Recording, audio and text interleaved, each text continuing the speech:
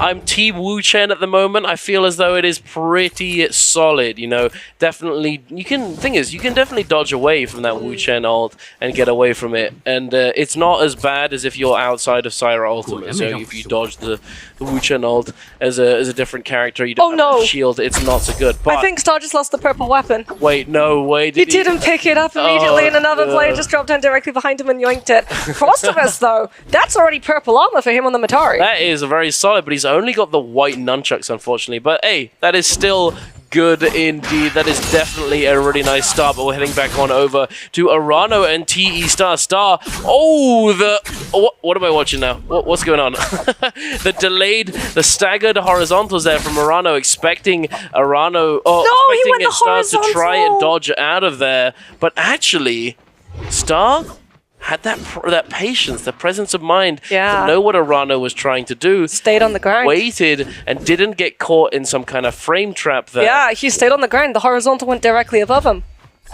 Yeah, well, we'll see if he comes out on top here, because the more time that goes by, the more time they have to accumulate this ult charge. We're seeing the re-engagement coming out from Arano now. Star getting that huge parry, stealing the purple weapon, Moxie. Oh, Arano's not very happy. Oh, gets the back-to-back parry as well. Has to go for that Justina F2. Puts himself up onto that wall, trying to break away, understanding that the F2 is much easier to punish as the Justina comes out, but gets hit onto by the double distance of that RMB from the Halberd focus hit. And now Star just throwing it back-to-back. Forces that Justina ultimate. It is going to be the V1 rather than the V2. Arano does find the freeze, finds the spacing as well with the threat of that focus hit from that Katana. Star opts in for that Liam V1. He is full chasing down, but WBG Spider is actually the one who sees where the Justina's ran to and finds the elimination. And now he's going to be going head-to-head against Liam, who's just out of his ultimate. Spider with the drop down, looking for the focus tag, won't be able to find it as Star. No! Oh my goodness. The read, that was beautifully done by Spider. Thankfully for T-Star, he does have that combo breaker to get him out of danger. But look who's turned up, Moxie. T225 has arrived on the scene. Spider, oh, very interesting there. Does he get the kill himself? Yeah, he does. Spider gets That's crazy. No way. Wu Chen ultimate. You don't need to be an LOS. Activation just throws the blades out. No need to look at that. Oh, and it's griefing T225 too, because he caught him on the wall with the uppercut, and T225 is having to play full reaction. Now that the window comes on out, Spyro's going to start getting a little bit of those resources back, puts himself over the window frame to be able to kite right back around that shielding. Will be able to take a lot of damage though from the horizontal into the grapple bump extension, but no! The pillar! T225 went onto the pillar instead of being able to find the follow-up he was looking for. That was so sad for T225. He gets a beautiful catch on that tap dodge coming out from Spider, catching him with that horizontal into the whole dodge horizontal again with that hang sword into the uppercut. But that goddamn pillar. It's giving me PTSD. I hate the pillars sometimes. They're so annoying. You grapple bump and then it's just like, you want to go up the pillar, buddy? You're going up there and then you just think, but he does get that kill. He does take him down at the very end of it all. It was still an extremely successful third party for him, as he now has all of those bodies in that area to loot up, as quite a few people went down. Yeah, here's a question for you, Dunk. What's more frustrating? When the pillar unfortunately griefs you, or when you're fighting in Purity Chamber, and all of the levels of this building mean that there is absolutely no way you're going to be able to lock anyone down for any amount of time. As OUG's Mike did go into that storm damage, does seem like he wanted to visit one of those rift dealers and pick up some of those soul jades in a place that a lot of these players would not be able to find. Frostivus, just having respawned, is going to be in a little bit of a danger spot if he tries to stick this fight against the Syra. He does not want to try and push anywhere near where OUG's Mike currently is, but with Realm of Yang's about to be spawning on through, Mike is not worried about picking up that elimination. He wants the scaling for that ultimate. Yeah, he wants to get into that Realm of Yang and get into that win condition position as soon as possible, because, hey, we talked about it. We're going to be talking about it. These Syras do so unbelievably well in that Realm of Yang. maybe not into the Wu Chen, but we will have to wait and see if we can get that OUG's Mike versus WBG's Spider matchup in the realm of Yang to actually give us a bit more of an idea as to whether or not it's actually a beneficial matchup for Wu Chen, or if it was just Spider being the GOAT the other day and he was just demolishing everybody. You know, it's hard to tell just yet, but Mike, he's looking very scaled up. No, 3 purple weapons, 2 of which are range weapons. Yeah. You know, but still. 2 attack boosts too. Yeah. There's a reason that he's got the attack soldiers, and that's because it scales the LMB damage. Oh yeah, it scales everything. He's going to be doing quite a lot of that damage with the microwave beam, He's chasing down some of these Hardys, perhaps. Speaking of Hardy, we have Wu Fong. I was about to say Wu Chen. Wu Fong and Verse very close to each other. It looks as though Wu Fong is going to be going to that realm of Yang. Verse not looking to contest him here. Not really worth it. T225, interestingly, buying himself a Moonbeam to make sure that he can get into that realm of Yang. He's got Volpone Essence. Yeah. He has Volpone Essence. He doesn't want the potential of some of these players challenging him for that entrance to the realm of Yang in case that Volpone Essence pops before he gets to use it inside the portal. Because it's a one and done. The second that it pops, it turns into a damage reduction soul jade. And he does not want to have that, especially since he's on that Liam. And Liam has not got the best track record when fighting against Cyrus, especially because a lot of the time you actually have to utilize the teleport of your Auric Blade to dodge the spacing of the Cyrus, either RMB or LMB, coming on through, as opposed to being able to use it aggressively to set up onto one of your opponents. Indeed, but we shall see how well it goes for him, as we've seen Syra against Liam. Mike's against Zell. It's not looked all that well for the Liam. Mike is against Zell indeed. Isn't Zell the other Syra? Yeah, so it's the Syra versus Syra, and then we have T25 going into this realm of Yang up against Wu Fong. These are horizontals in the air, clanking, staying in the air now, dropping down. T25 getting caught by that toothpick on the longsword, using that combo breaker, and then immediately sending another focus attack. Wu Fong, he's taking him for a ride, but he doesn't get the re-juggle. Oh no, but the half charge coming on through, forcing out that combo breaker. Oh, the Auric Sword comes out. The ult activation for the Hardy. Going to be able to armor through that one. Now taking to the skies. T25 has 1 left in the bank. Is he going to be able to actually use it to stop this Hardy in his tracks? Or is he going to end up using it and not actually getting value? He is not indeed going to get anything from it, unfortunately. But it's still going, Moxie. We're back to neutral now. The combo breaker is up. RMB back-to-back focus connections from the Hangsa. Big that triple. T25 trying to find that chase down on the Hardy's combo breaker with the uppercut connection. 43 seconds left. Remember, T25 still has that surprise of Volpone Essence in the back pocket, and he might have to burn it. No, he doesn't.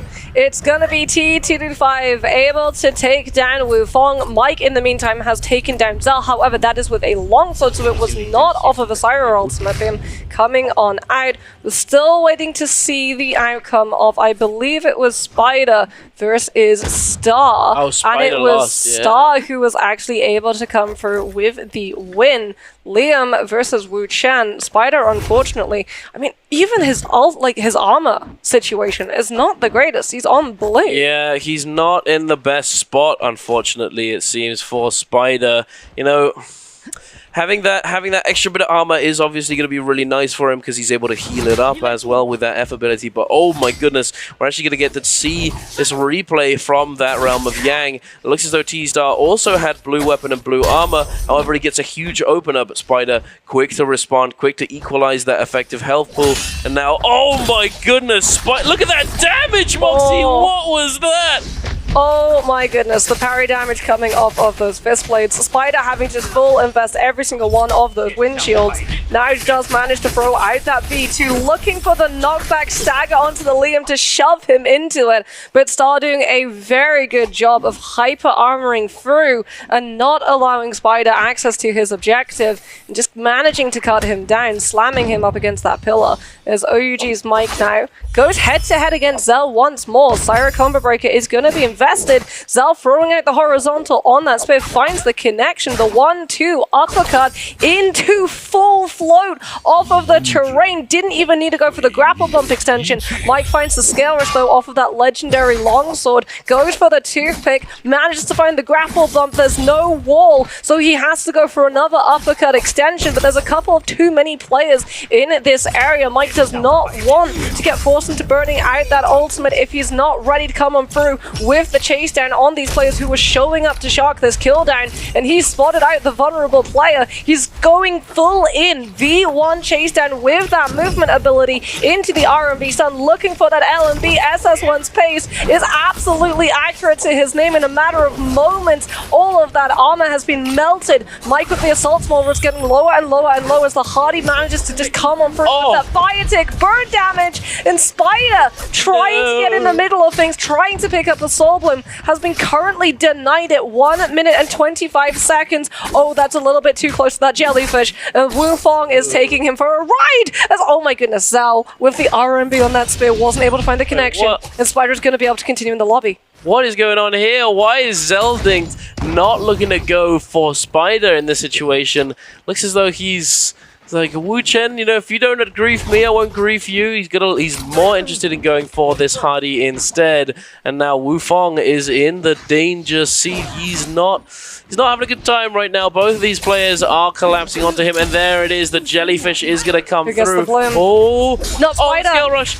Oh, Spider got it! He got the bloom! Zelding now in a lot of danger. Verse turning up. He sees what's happened to his Hardy brethren, and he's upset. The laser lady is now running away. Come back here. You're not getting out of this one for free. Turning around now, utilizing that ultimate, is going to be trying to catch Verse with the dazzle. Does manage to do so, forcing Verse to utilizing this ultimate, going up into the sky. Verse desperately trying to flap his wings as hard as he can to get out of that, but Spider is going to turn his attention over to Zelding. Yeah. Is he going to be chasing him down though? No, he's more interested in looting this up instead. He's got to get the upgrades. He needed the upgrades. Remember, he was still rocking blue armor, blue weapon, and he does not want that for his V2, especially since it's going to be coming up to the second realm of Yang's. 225 still has access to that Volpin Essence as well. I do believe that might be Stormstride that he has as that legendary soldier. We'll have to wait and see whether or not the Lightning Bolt show up when he is in combat, as he's potentially going head-to-head against OUG's Mike, running that legendary longsword. Doesn't have to worry about getting parried out of it when he's in that ultimate, as 225 this time around doesn't have a Moonbane to deter these players from challenging him. We can confirm indeed that is actually going to be Stormstride attached to that Liam's hitbox. And 235 now managing to find the armor reset, as it looks like Versus went directly into the portal. He did indeed. Now Mike is parrying off in behind the wall. Like, let's go, buddy. Let's go. Let's get oogly.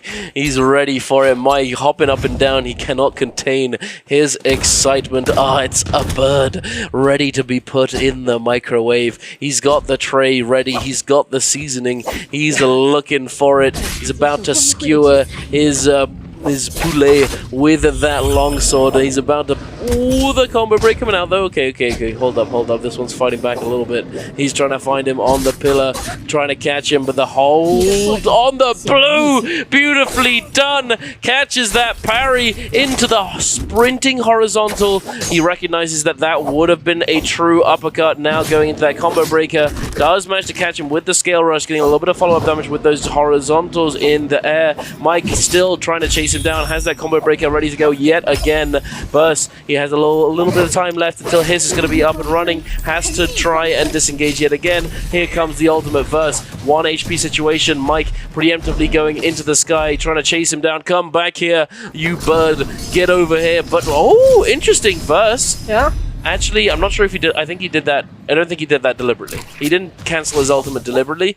Or perhaps he did. I'm not too sure at this point. But he came out of it, scale rushed around, and now they're back on the floor. Yeah, now it's going to be going back into neutral. Both of them outside of that ultimate. Mike looking for the scale rush opportunity. Won't be able to find it, but does get that spacing to swap on over to that pistol. Goes for the hold and release of the RMB. But gets sent absolutely packing by the fist blades into that crouch horizontal towards the tail end. And the Sire is defeated by the Hardy. And I think Verse 100% did mean to cancel his ultimate, because Mike Mike was expecting to have to go for the track zone with the LMB and the stun orbs up into the sky, and he wasted precious seconds having to reposition his crosshairs as suddenly the Hardy went from all the way up there to just straight lower on the ground behind a pillar. Yeah, indeed. And interestingly enough, I believe that Verse, he had Phantom Step in that fight, at least at the end, but he hadn't had it during the start of the fight, I don't think. I think during the fight within the realm of Yang, his Ripple Step upgraded into Ripple Step Phantom Step, changing the tempo of the fight with that longsword. And if you've played this matchup before, if you're trying to catch somebody on these dodges with the longsword, one of the main things that this weapon is so good at doing, it becomes so much more difficult when the person you're playing against has that Phantom Step. Phantom Step being one of those J's that's been around for such a long time now. So powerful if you know how to work around it, how to use it effectively to create advantages for yourself. Verse, Mind's sort of lurking here. Verse isn't sure if he wants to immediately engage. Mind's not sure if he is going to be doing so himself, but here it looks as though they're going to be exchanging a few blows, taking a little bit of damage. Verse with that White Tiger's prowess is going to be Mike's waiting, healing it quite a bit up, so it's not going to be all that hard to actually close this out. And now Minds is taking a lot of chip damage. Yeah, but Mike is actually going for the ceiling hang interaction of one of those undersides to get the read on how this fight is going on through. He saw that it was a Valda, he saw that it was a Hardy, he knows that this is the Hardy more than likely that had that Realm of Yang win, has that legendary weapon. He does not want to take the fight against the Hardy. He wanted the Hardy to take the fight against the Valda to force that V2, and now he has to be very careful about how he picks his target. First goes for the still continuous pressure up against that Syra, understanding that he needs to keep on top of her because this is the hero that he defeated and has Yang depletion. The roof terrain means that Mike has to invest the full combo breaker to escape out of that jungle continuation. Comes on through with the V1. The stun does find Verse, and he loses immediately half of that legendary armor, but Mike has to go for the heal up, dips behind the wall so that he doesn't reveal his position, and wait for Verse to come back into this fight, catching him with that longsword, looking for the toothpick, burning out the combo break, as we see Mike yet again go for the release of the RMB, one behind the Hardy, and then one suction directly to him, because Verse was conditioned into thinking Mike was using it to space and disengage. He managed to find that little focus attack and then the blue armor swap as well. But it looks as though we're heading over to the other Syra in the lobby. Now Zelding in a bit of danger himself. Mines also in the vicinity with no ultimate. Zelding no ultimate. Neither of these players are looking as though they're going to be making it out of Imperium with their lives. Merciless Havoc coming now through by TE Star, dropping down that big bonk. Minds dripping in to try and get that Soul Bloom, as he does indeed have that Yang depletion and quite not all that much HP to work with. But not too bad, he's still alive. He got healed up. Yeah, it wasn't him who got focused down, but Mike died? Yeah, Mike was that body, and Mike was the one with Yang depletion, which means who is going to instigate a fight for Minds to be able to try and pick a Soul Bloom off of now? It's going to have to be the Volvo. Oh, wait, there's one happening right here, though. Arano in a lot of danger. 1 HP in a dream. Trying to ult away with that Justina ultimate. Dashing away, scale rushing up and down. But he's having to dip into the storm. He's 1 HP. And he's going down. Frostabus gets the kill. Frostabus, oh, very nice for him. But the bloom's already gone. Mines is too late. We just see him show up, but unfortunately, he's taking a fight right now against FPX's Verse. Comes on through with the pitter-patter of the LMB on that staff. Unfortunately, gets parried the F2 investment. Swaps on over to that Pulsar. Does have the V2. Valda incredibly strong in her own right of fighting inside that storm. The problem is that now that the ultimate has been forced, these players, they're just going to scatter away. They knew that Valda lost a Realm of Yang fight. They know that this is a player with Yang depletion. All they have to do is try and get the last hit situation, but they double stack on top, and they're able to come on through with a double spit, and it's Frostabus who takes advantage. Mines goes down, and Frostabus with another pistol kill is going to be able to actually snipe that elimination, and he's nowhere near for these players to turn on to, so everybody else looks at everybody else. I didn't see Frostabus on screen either time when he picked up those kills. He's just the sniper. There he is. The Alliance sniper coming in now and looking to get a little bit more aggressive in melee range. Star in a lot of danger in hot water. He's trying to utilize this Merciless Havoc to deter the aggression from these players, to try and section off a little bit of space to call home, a little bit of real estate, but it's not looking good. The storm is coming in. The land is depreciating. It's not looking good. You may have invested in the wrong market, my friend. Star, he's trying to get out of there on the wall. He's a slide uppercutting with that staff, swapping over to the longsword, that heightened mobility, but unfortunately there's just nowhere to go. And Frostivus, my guy, oh my goodness, he has not skipped aim training day this week, Moxie. He is locked in. That's a blue pistol as well. Yep. Hey, if they're low enough, it doesn't matter. Exactly. He is waiting for that perfect moment. Plus, the pistol with that spread is much easier to be able to land on those disengaging players, as opposed to something like the musket or the bow, which, unless you have scattershot, needs to be much more precise in terms of being able to acquire that target. I mean, cannon, that hits everything. Yeah. But pistol is one of the best weapons of being able to go for those fast punishes. As we can have a look at Frostibus spending the 46,000 Darktide coins that he'd been able to pick up from all of the kills that he was finding in that Immortal War scaling. And we go down to 5 players remaining. We've got a Matari, we've got a Liam, we've still got Spider on the Wu-Chan. Verse is going to be on the Hardy, and we have Zell on that Syra. Who is going to be able to hold their ground? Who's going to get lobbied down next? Spider is definitely going to be targeted by Zell, who understands that this is a hero designed to counter him. If he comes on through with the commitment of that V1, Spider's going to throw out that V2. Has to throw out the F1 now, losing a lot of that shielding. Doesn't want some of these teams on the other rounds of him to try and come on through with those ranged weapons, looking to shock him down, as he does go for the full spacing away up into that air, throws out that V2 into the storm, finds the grey armor reset, but the grey armor reset doesn't give him HP, and the storm damage directly takes that away from him. The grey armor is absolutely removed by the cannon fire coming on out. Spider does have that F1 back into the mix, puts himself onto the ballista tower to try and kite with that fan, setting up the skirmishes as quickly as he possibly can. He's just going to have to try and turn on the Syra and force out that ultimate in the hopes of everybody else in this lobby spotting that the Syra is going to be weak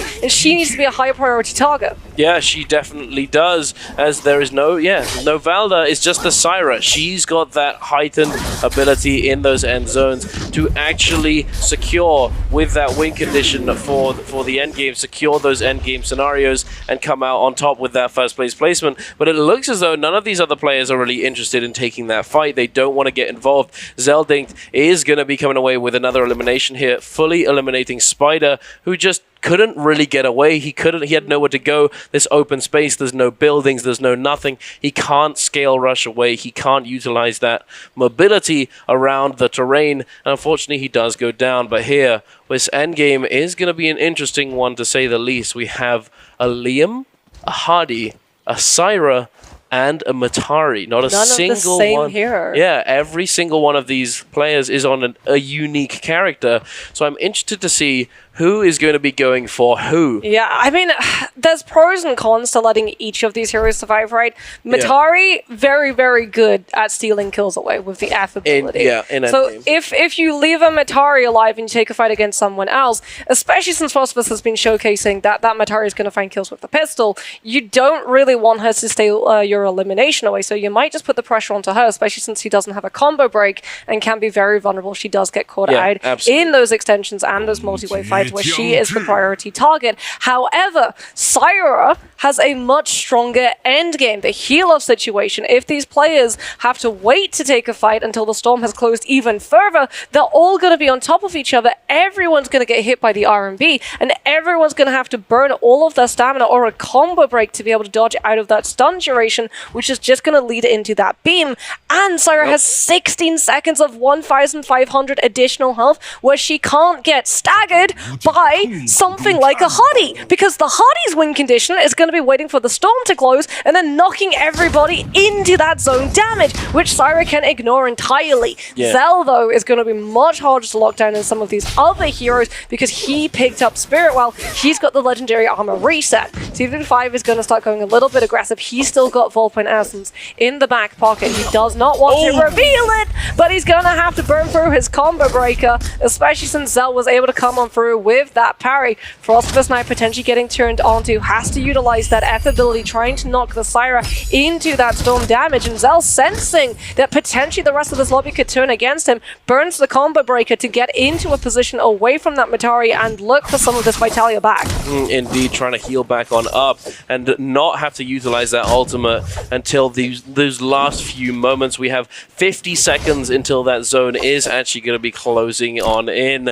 But oh my goodness, this is going to be a close one. If they can't force out this ultimate from Zeldinct, it's going to be him coming through with that shield and all but securing that first place finish. But here it is, T225 and Frostivus, they understand the mission. They know what needs to be done, and Zeldinct now has been forced to utilize that ultimate. He is going to be able to heal up somewhat during this ultimate as long as he's not throwing those orbs too far away from himself, but he's trying to do as much damage as he possibly can in the meantime at the same time. But now, look at this. He comes out of that ultimate. Frostivus doesn't really seem to care about him. T225 is very willing to go and focus him down. However, Frostivus much rather just chill for the moment because that threat is now gone. Obviously, he's going to try and get this kill, I imagine. Oh, T225! He gets the kill, but the poison splash coming on through Moxie. Frostivus is the only one who's not poisoned. He might be able to take full advantage of this Jade from Zeldinct. T225 now forced to use that other Auric sword. The zone is coming on through. Frostivus is going to be able to armor through it with that ultimate, not able to do anything about it yet. He's stuck in the zone. The Volpine comes in. He's 1 HP in a dream, Moxie. He's desperately trying to get away. The combo breaker comes through. The fire tick is coming on in, and Frostivus is going to be able to claim the elimination. Matari F ability too quick, and now it's a 1 versus 1. FPX is versus in this guy with that Hardy ultimate, looking for the drop down with those halberds. Comes on through into the jump horizontals, and with the puff of poison splash, Frostivus will fall, and FPX's verse walks away the last player standing. But does that back him the MVP? It does. Yes, it does. It's going to be close though. That was such an exciting endgame. That was so because good. You could see all of those players individually weighing up the negatives, the positives. What happens if I try and put pressure on this hero? How does that impact me later on down the line? Is it going to be better to try and force this first? Is it better to hold on to this? So there's going to be links on the Naraka website, but quickly, I mean, the Justina, it's difficult. You know, with the V1, you get the dash through multiple people, you get the reset, but you don't get that guaranteed freeze through blue focus, all of that good stuff. Whereas with V2, you can, but you only get 2, you don't get resets, but it can be pretty good. It's still really up in the air. It's a little bit difficult to really say which one is all that is better. But, you know, who knows? We'll see. Yep. We'll see which one performs better overall, but we've got an engagement here. Verse has been spotted out by Spider, and he's in a lot of danger here, isn't he, Moxie? Spider going for the double jump over the F2 into the drop-down parry. Juicy. Oh, stylish stuff coming on through from WBG. Spider starting things off spicily. That's SS1's pace now going to be looking for some loot. Has managed to put his hands onto a purple longsword, but there are so many players in this area. Everyone looking to try and utilize those buildings. Oh, that's not true, buddy. Set up the skill rushes. Like Dunk pointed out, not going to be a true combo. Wufong not able to find the skill rush that he was looking for. Will be able to find the uppercut into the staff RMB onto TWSS's Polaris. Managing to pick the Volda up, 1 elimination, but also crucially build up that ultimate. There are so many players in the area. Having that ultimate to immediately proc if you get threatened out and start going a little bit lower is going to be a literal lifesaver for the Valda to fall back onto, as T225 going to be falling to the lower areas of Matab, looting through spaces that we can actually see has already been picked clean, and heading on over to Jin's Armory. Zell is actually going to lose his weapon to WBG Spider, who was on absolute fire with the parries. Oh, we got the ultimate coming out now. The Oryx Sword starts up that combo, not able to extend it due to the combo breaker coming out from Zelding. But oh no, the wall, the terrain grief, unfortunately, cutting that combo short. However, Spider, he's still going to be able to catch him on the way out, and he goes down. But here, going over to Metab. T225, unfortunately, getting fiended by both of these Syras. Neither of them really interested in each other. They recognize that this is going to be a relatively easy target for us to take down, as, you know, we can interchange with each other. Essentially, we can disguise ourselves, but swap the positioning, all that sort of stuff. as well, Arano has done this in the past when there's been two Syras. In fact, he was up against Mike when this happened, and Mike was the one who was able to take advantage of Arano being the more aggressive Syra and having to burn his ultimate, and then Mike held on to his. That when it went to that endgame situation, he could just immediately pop that V1 when the other Syra didn't have it available. And you can see Arano is doing the exact same thing, more than happy to let Frostivus take that more dangerous position and play on the sideline with that pistol that we've seen to such devastating effect. Spider able to come on through with that stun onto the Siren, not going to be able to find the jump LMV off of that terrain, but does find the 1, 2, 3. However, Frostivus, not staggered, still has access to that V1 and the RMB. Spider gets hit by the beam into that stagger, the cliffside making it harder for him to try and break away, and immediately Frostivus is going to be able to find the kill, but he puts himself a little bit too close to the scene of the crime and gets punished by Detective Paste. Detective Paste coming in, Wu Fong, his sidekick, I can't. Oh, but oh my goodness, Wu Fong with the uppercut combo, with the hang sword, the coast to coast, very nice coming out there with the quadruple jump LMB or something along those lines, doing a lot of damage, having secured himself a purple hang sword this early on in the game is exactly what you want. Unfortunately, Frostivus, yes, he does go down, but he did take down Spider there. He did get one for the books. He's not going out of that empty-handed, although he is kind of empty-handed at the moment, as he's going to have to go back to the map, figure out where he wants to drop. And considering that the Realms of Yang are going to be spawning in relatively soon, he's going to have to pick and choose where he respawns very, very mindfully of those surroundings and where other players are going to be. But we've got a fight taking place on the very edge of the map between Zeldinct and Arano. Arano has found a weakened Zeldinct with not so much to work with. Arano, he's trying to make something happen, goes in for that grapple. Zeldinct with this fist blades into staff swap, an interesting combination. Gonna be trying to find something, doesn't manage to catch him though. And now I believe that Arano may have that presence of mind to think, you know, he might have his ultimate coming up soon. I still need a little bit more time till I have mine. Might be worth trying to disengage. Oh my goodness. The Tumult Ultimate. Oh, the armor swap. Yeah, Frostivus will be able to find the armor swap from that trope into the blue, but that storm damage goes directly to his health, and Mike coming up with the 1, 2, 3 into parry. And that is Frostivus's last life. This is one of those danger points when these players go for that respawn, when they look to find that recovery. A lot of the time, if they want to be able to pick up loot that enables them to go into Realm of Yang, loot that hasn't been found by previous players traipsing on through, they have to go into that storm.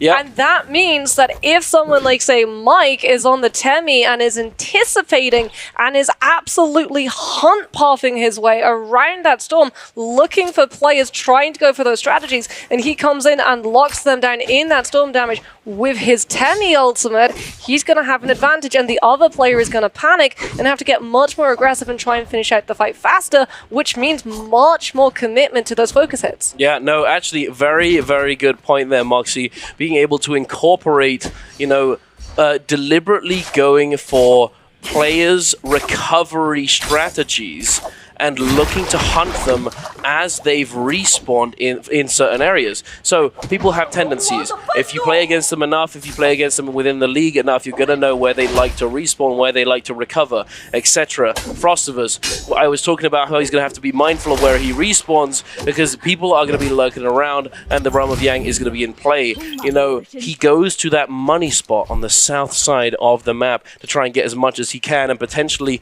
level up his loot before he goes into the Realm of Yang. Unfortunately, Mike is waiting there, mindful of this potential situation, and takes him down. But here we are jumping into the Realm of Yang. We've got Arano up against Verse. Arano in a little bit of a he's in a good spot. He's got that purple armor under his belt. He's got that slight advantage, and considering the matchup that we're seeing right here, the Valda versus the Syra, he's certainly in an advantage there as well, Moxie. Yeah, and Arano can just try and force out that Valda V2. He doesn't have to worry about the spears when the ultimate is in play. There's the ultimate. Arano holds on to his V1 though, not opting to utilize it, and will now go for the activation of it to dodge out of that first spear connection. Arano, understanding the 16 seconds duration of that Syra, does make it a little bit easier for the Valda to be able to predict how he's going to play, as he stacks on top of the Valda to get the most amount of benefit from the RMB, the pop of the stun and the heal at the same time into that LMB. Now out of the ultimate, the Valda hasn't had the opportunity to go for that heal, and Arano is in a much better situation for long-term sustain. Both of these players committing the focus rate to be able to clank against each other, but Arano with the higher health is able to chase the Valda out of the pocket into the distance and go for the pistol swap to bring him down. Beautifully done. Now, but before we jump into anything else, one thing to note actually quickly is that Paste does take down T225 there in the kill feed. I believe that is not in the Realm of Yang. Oh no, wait, is it? It is? It is. It's in the Realm of Yang. But he does go down in that realm, so he's not down for the count just yet. There it is. We see Pace getting that Vermilion Bird's Might. And yes, unfortunately, T225 is going to have to recover. But speaking of recovering, Spider, he's in a bad spot. He's now swapped over to a common armor, a white armor swap, to try and keep himself alive. The Oryx Sword coming out. Wu Fong able to sniff him out, find him. Detective Wu Fong coming on down. He's going to catch him. He's going to find him. He's going to follow his trail. Spider now still trying to disengage, utilizing this terrain, utilizing this wall with all of those rooms inside of it to try and kite away, but it's not easy, not at all. Arano catches him slipping, catches him in the jump. Spider forced to use that combo breaker, now grappling away, just barely making it out. The player's hot on his heels. It's not easy. But you know what's not easy? They're not making it easy for each other. They're being silly and they're hitting each other while they chase him. And now Spider's got another armor swap. Just decide who's chasing and then the other person go in front of them. Flank. Pincer maneuver. Stop trying to go in the same spot. Here we go. Polaris catching up to him. The parry comes through and Polaris is going to be able to claim the elimination. He does get that Soul Bloom as well. He's utilized that ultimate, so that's definitely nice for him. But will he make it out alive now that he's used this resource? Yeah, Polaris now locked into that 1v1v1 up against that Valda drop down. Arano with the RMB pole sword late connection. Matari with the F will be able to reposition up onto that high ground. And now Polaris is under that same pressure that Spider was through. Unfortunately, he doesn't have a combo break, so if he gets held up against one of these walls, it is gonna be GG for this round. We'll be able to find the great armor reset. Also, just like Spider, tries to scoush away off onto different terrain, but I believe he's still being hunted down. FPX's verse with those halberds, putting the pressure onto OPG's Mike, who tap dodges with those fist blades into the Valda's face, forcing out that V2. And Mike just batting her off onto that cliffside so that he can try and look for an armor powder. Will not be able to find it. The one, the two, we send the three into the bow swap. He looked for the double headshot off of the high terrain drop, and Mike has been able to buy himself the spacing to go for a full armor reset, as well as build into that ultimate. Doesn't find the jump parry, does get caught up into that uppercut extension off of the F activation that Verse went for the chase down with the halberd uppercut. Now Mike again with the bow swap, forcing Verse into the overhold on that blue. He tried to push that blue a little bit early so that he could force Verse into the Wisp CC, and now we're going to see the small ultimate invested wanted to hold this Valda right into that storm damage. As Mike with the skirmish looking to hold the Valda, knowing that the BTB isn't going to be there. The F2 combo break does come out, but first gets clipped by the Windwall just before the Temi ult abates. And Mike, yet again, utilizes the Tumult ultimate and the storm damage in tandem with one and the other to trap these players. He's absolutely cooking right now. This guy, he has some big confidence on him. Oh my goodness. That horizontal focus coming right at him in his face. He just hold dodge in LMBs. What an absolute Giga Chad. He does not care. He's reading you like a book, and he almost caught the timing as well. He did in fact cancel, and he read that, but he missed the timing ever so slightly. It's a really tight timing. He gets a little bit of chip damage, but he just played around that terrain, around that storm coming through with that ultimate. Beautifully done by Mike. But here we are taking a look at a replay from the previous realm of Yang,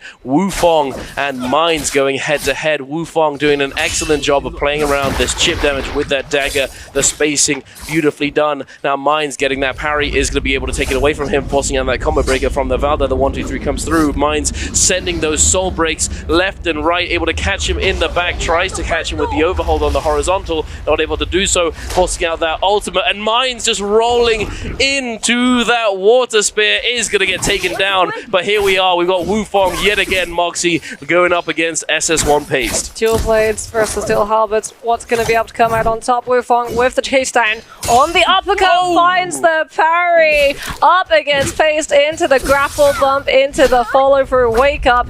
Now we're going to see the Hardy investing that ultimate, taking to the sky. Wufong holding onto his V2 is just going to be utilizing those scale rushes off of the pillar, anticipating when the Hardy's going to come out, managing to utilize all of this downtime that S1's Pace is trying to buy to be able to get some of his armor reset back for the Vault to do the exact same thing. When the Hardy ultimate is down, Wufong's still going to have access to that V2 as well as the knockback and CC if he even needs it. Another parry forces the combo break out. Pace does not have it available, and Wufong able to come into the grapple bump, into follow-up uppercut, into double uppercut catch off of that prediction of where that body would land. The F2 locks the Hardy down. He's up against the wall. The spear comes on through. It finds the connection. The combo breaker is there, but he's not going to have it available for the jump horizontal chase down, and he falls. Wufong managing to come out on top against now TE Star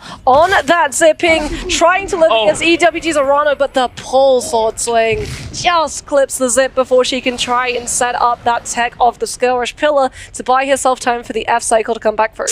That was oogly, but here we are coming out of these realms of Yang. We've got those Yang depletions in that soul form. They have 5 minutes to work with. Speaking of the number 5, we've got 5 players in total as well. When there's 12 bloody minutes on the clock, what on earth? An extremely aggressive lobby indeed. Taking a look at that total leaderboard, we have so many names crossed off for the moment. Verse got taken down. He was in the Yang depletion situation up against Mike. Frostivus gets caught out and goes down to Mike as well in a very rough position at the zone with that Tumult ultimate just getting caught by the Wisp. Unfortunate indeed. T225, I'm assuming he went down off camera because we saw him go down in the realm of Yang and then wasn't able to clutch up and cleanse his Yang depletion. Zeldinked in a bad spot, gets taken down. He does get 1 elimination, not too bad, but hey, Spider gets caught out in the middle of quite a few players, Mines and Polaris. It is what it is. You know, Polaris, he was rocking that greatsword. I was clutching the greatsword in my pocket.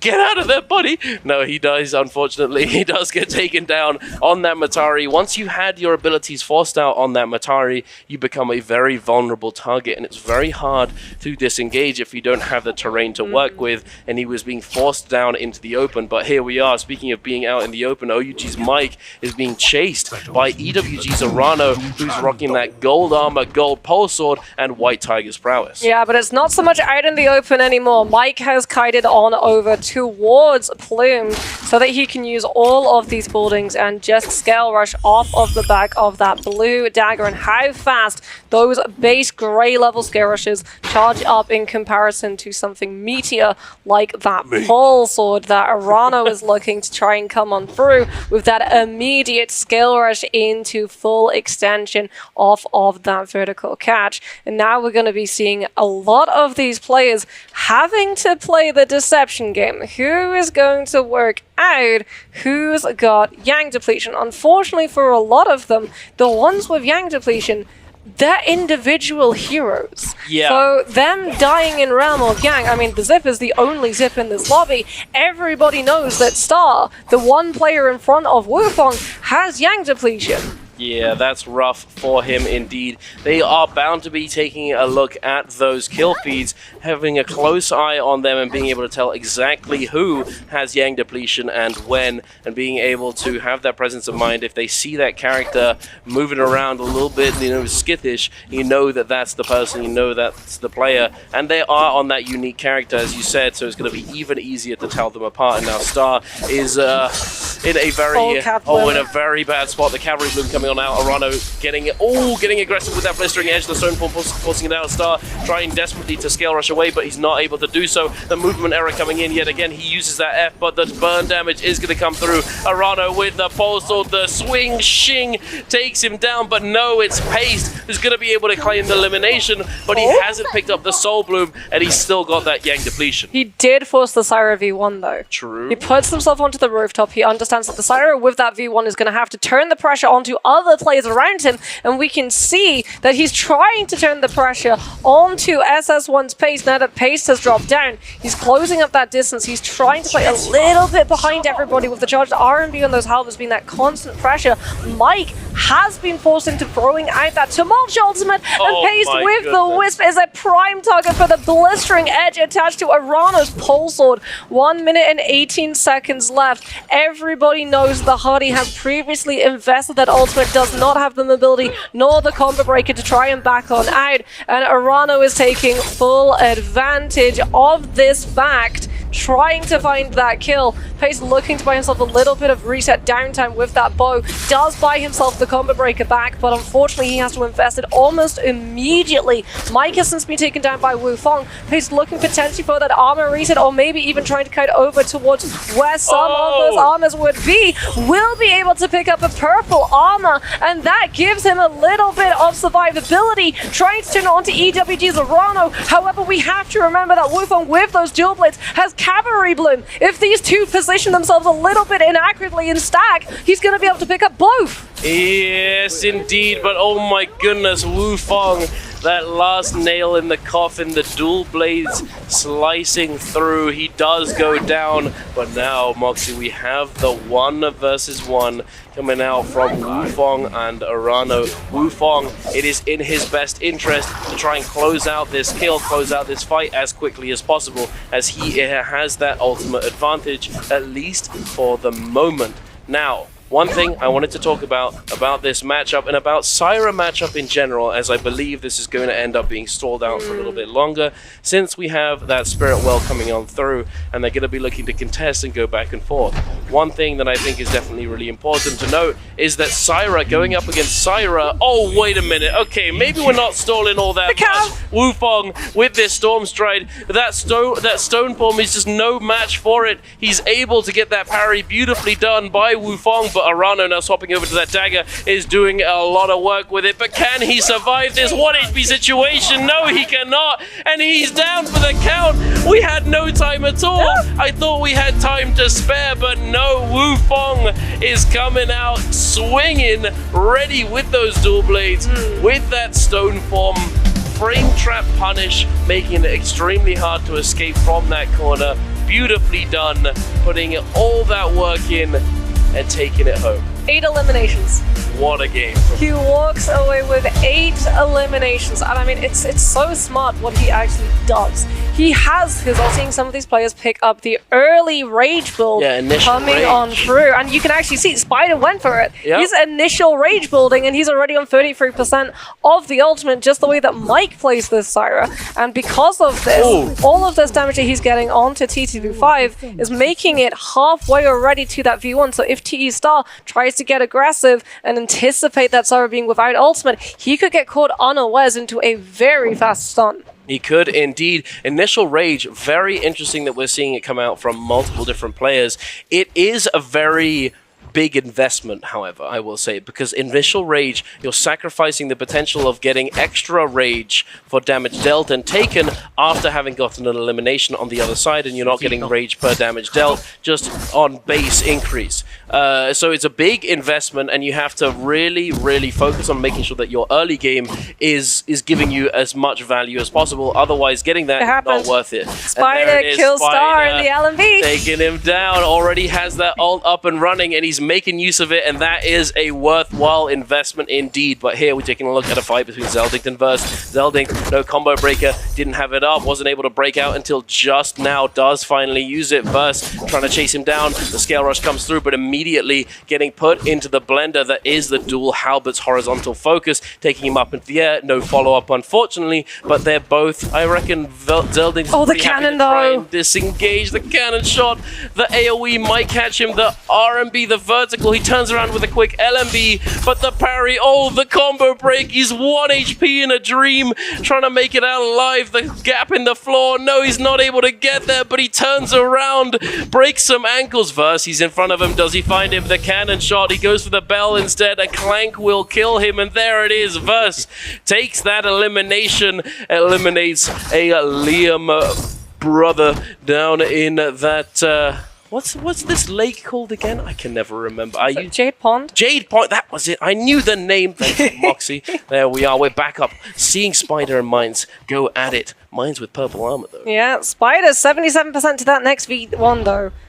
So that armor discrepancy going to be ignored if Spider can have access to a 1,500 health shield. Goes for the spacing away from that RMB. Does not manage to step back into it when that focus strike is still going to be active to find the parry. Ooh. Does get hit by the stun dazzle coming out from the opposing Cyrus F1, and the overhold on the RMB from the fist blades is going to force Spider to part with his own combo break. Does have that V1 available. Mine's also having that V1 available. Both of these Cyrus playing the game of chicken to see who is going to go for that ultimate first. Spider bends the knee. Mines is going to have his available for a little bit longer, but you can see all of that shielding does not matter as everyone is just healing themselves right back up into with the RMB. Spider trying to find the connection of that horizontal, forces the other Siren to forcing out that combo break, and Mines now trying to back on off with the fist blades, goes for the overhold, but the backs on off will be able to find the parry into jump LMB, tech chase onto Spider,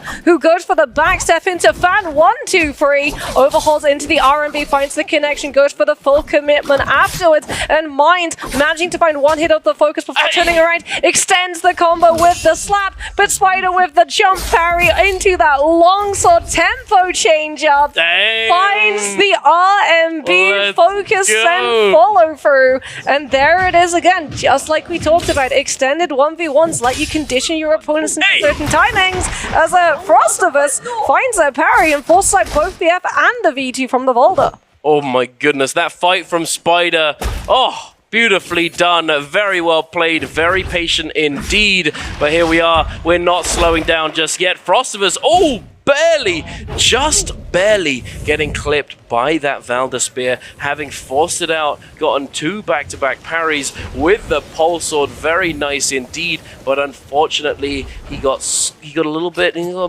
forced into a claustrophobic situation next to that hay bale, forced to not really be able to get away from that Valda Spear, and now forced to use his ultimate, but now we're going back to the fight. The combo breaks come out. Frostivus, gets caught on the cross, forced to use that wisp, going up into the sky. Arano waiting down below, gets caught on the dodge, beautifully done. The weapon swap, Frostivus takes him down. Let's go. That was really nice. The pistol shot, baiting him out, spacing it, trying to bait him into use that pistol, immediately turning around with that vertical from that halberds, utilizing the weapon swap to great effect. I mean, speaking about spacing as well, look at where he was taking the fight, just like Mike. on the edges of that zone, using the Tami ultimate to threaten cutting out the amount of space that these players have active in terms of dodging out of that zone damage. As we can have a look and see Mind looking for that recovery stage. Yet again, another player trying to recover inside this zone. Zal with the exact same idea, goes for the commitment of the RMB from the Hong Sword, but Mind's with the commitment of the Syra ultimate, finds the connection onto this Liam, and Zal is forced into full disengaging with the Auric Blades to just get the spacing away from that LMB reach. Manages to turn it onto the Syra, but the combo breaker of the F1 allows Mind to live a little bit longer. Zal looking for the parry, now just has to get one single hit. Mind's with the slap into the spear horizontal connection, just trying to utilize the distance, any form of stagger that he could to keep that Liam at an arm's length. It is not going to be enough, and we're going to have a look at a quick replay to see Mike with the pitter-patter on that staff. Does not manage to find the overhold on the RMB that he's been looking for. The one, the two, the overhold now into the commitment, into that purple state focus. Polaris going lower and lower, looking for the RMB. Mike having to dodge away from Polaris with the combo breaker invested. Manages to find one armor fighter before grappling back into this fight, but he gets caught out by that Hong Sword coming on through. Now the ultimate activation comes on out. One Auric Sword already going to be invested. Gets another connection of the RMB, but gets parried. Polaris anticipating the focus commitment, finds the parry and the elimination. Mike has found a turnaround though. He, instead of going into Realm of Yang, he's got his insurance card. He's opening one of those caves, understanding that though he gives his position away to the players, everyone else is preoccupied. Indeed, they are preoccupied here. They are in the Realm of Yang. Spider, the current kill leader, up against T225. We've seen this matchup plenty of times come through. The Valda versus the Syra. T225 having his combo breaker forced out, now trying to kite away over to those pillars, utilizing this pillar, trying to stay out of sight, threatening that scale rush, trying to buy time until his combo breaker comes back on up as he wants to look for another neutral engagement. Catches him on the dodge after having sent him back with that focus attack. Is he going to be able to get the full carousel? No, he is not. The combo break's going to come through. Spider does have that cooldown reduction coming on in, and now he's going to be pulling out that ultimate. T225 responding with his own. Going to try and catch one heal at the very least if he can, but it is not to be. This is what's wrong with this matchup for the Valda. She can't do anything against this character. Syra is just going to make it impossible for you to get the reset while your ult is active. Yeah, but the Valda's ult was active a little bit longer than the Syra's. Although Spider with the RMB spam has the full health access, the Valda unfortunately not going to be in that same situation. We'll be able to find the scale rush. Doesn't manage to find the full extension with the hit of that Syra combo breaker. Spider now utilizing the change up into that nunchucks to try and put himself onto the pillar and scale rush with the Hong Sword. Indeed, and look what has happened again. T225 has that phantom step and it's activated in the second half of this fight, and look at it, it's turning around. Spider is having such a tough time, exactly what we saw earlier on in that Realm of Yang, but he finds the catch into the 2-1-1 and he takes him down.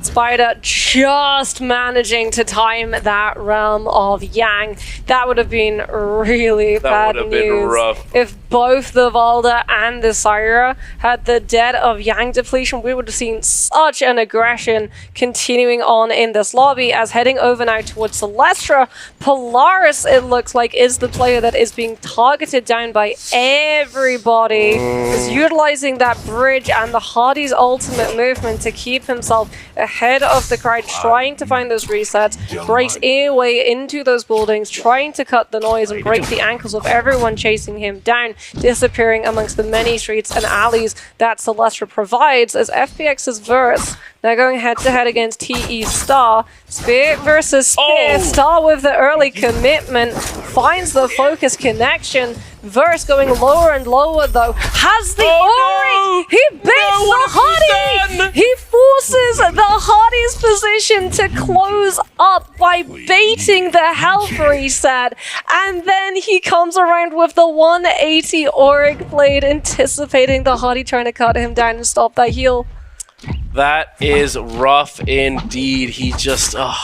He reads him. You gotta expect it there, buddy. One thing that he could have potentially done is look to try and fake him out, pretend as though he's gonna come in and deny the heal, and then bait him into stop healing, or to use that auric sword, getting that rage out of him there. But here we are taking a look at this engagement between Spider and T225. We've got that Vermilion Bird's Might on Spider, but T225 doesn't have that thing to work with here. He does have that big shield from the ultimate, but so does Syra. It's not really enough to warrant sticking around in the storm and trying to force this fight. T225 immediately gonna head on out, gonna head over towards Jade Pond, and look at that actually, SS1 Paste, he's in soul form. He might look to resurrect here and might try and find a third party situation. Frostivus now with Yang Depletion having to go head to head against X1's Wufong. Oh!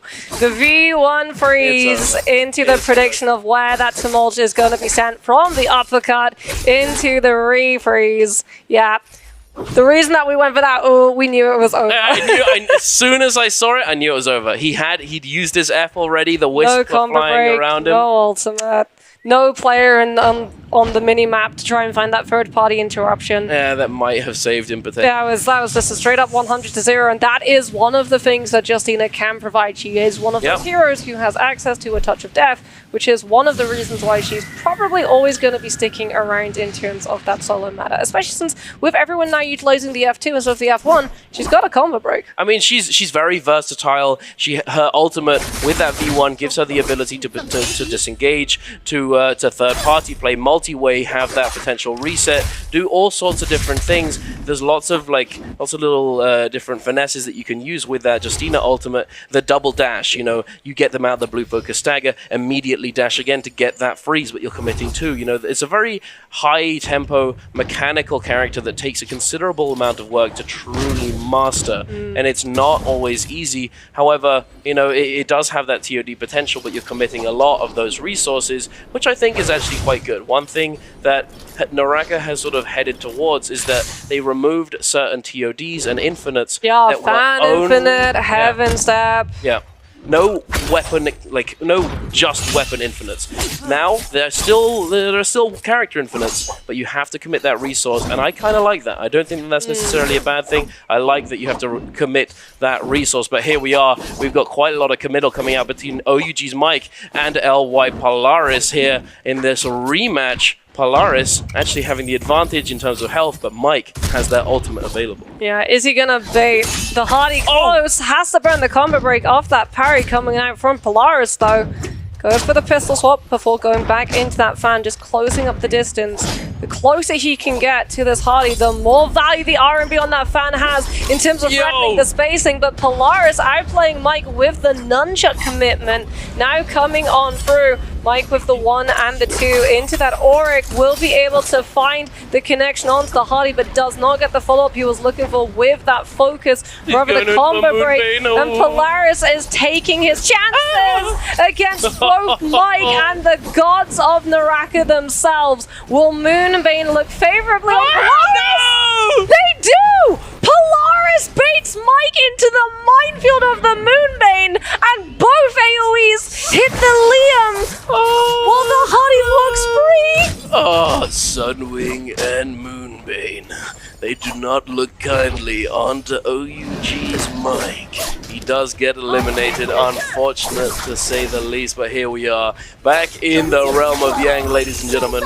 A fight taking place between a WBG Spider and SS1 Paste. Paste in a bad spot. I really want to get round to talking about this interaction because it's something that really, I think, needs to be recognized. And it might give some of these characters, some of these players, a little bit more insight in how to deal with Syra, because it looks as though quite a few are having trouble. Evidently, Paste, unfortunately, going down to Spider, but hey, good for Spider. Look at how many kills he's got. 5 eliminations. He's got 2 legendary weapons. He's got quite a lot under his belt. He's feeling pretty good about himself. He was looking locked in going into this game, and he is certainly setting himself up for success going into the last moment. He's got 3 legendary weapons. Buddy, I stand corrected. Alrighty, he's got quite a bit to work with. I would say he's got all the resources, all the grapples. He is a very happy chap. But you know who's not very happy? Paste. SS1 Paste. Yeah. SS1's Paste is not going to be happy on that Valda. He's going to be kiting over towards Waterfall. Drops down, just wanting to check out whether or not a player has been here to break those boxes and then pick up some of the money left behind. But also, he's been able to scout out that Fireflies are still going to be around. It looks like FPX's verse didn't pick them up. Odd indeed. I'm not sure what he's doing. I think he's just trying to wait out the Yang depletion situation. I think he's hiding. Like, look at where he is. He's close to Waterfall, so that if he does get pressured and has to use his ultimate, he can kite over and pick the Fireflies up and go in, get a couple parts of his rage back. And you can actually see he does not currently have his ultimate, but he's also not revealing himself because he understands, okay, if I play away from the interior of the rest of the map, I'm less likely to get run over by a player who's going to have a buff, having come out from a Realm of Yangwin, which he knows is going to be Asira, because Asira just killed a Valda, and B, he's going to be able to be out of the path of these players with Yang depletion who's going to have to take a fight. Players like SS1's Paste, who is probably going to be running into YZG's T25, but they're both on Valda, which is a problem. They do not want to try and take fights against each other right now because the Valdas need other Valdas to make it to that endgame situation so that when everyone else in the lobby looks at that hero and understands that she has that advantage in terms of the heal-off situation, you have another Valda to take the heat away from you, and you can try and survive a little bit longer. Unfortunately for SS1's Pace, there's 3 Valdas in this lobby. Yeah, there's and quite a few. All of them are currently alive. So the options that he has for target prioritization on the 8 players left have now been cut down because there's 3 Valdas, 3 things that you do not want to try and target through. That then cuts your options to 5. Indeed, Paste. He needs this Soul Bloom sooner rather than later. That 5-minute timer is now ticked down halfway, leaving him with 2 minutes and 30 seconds and counting left to get his hands on this flower. It's not going to be easy at all. As we can see, Zeldingt is doing an excellent job of kiting around this terrain, utilizing this wall, this building, these corridors to stay on his toes. Happy Feet, he's out of there with the fan, with the dagger. The scale rush is coming on in and keeping him on the move. Spider's got Dreadful Will.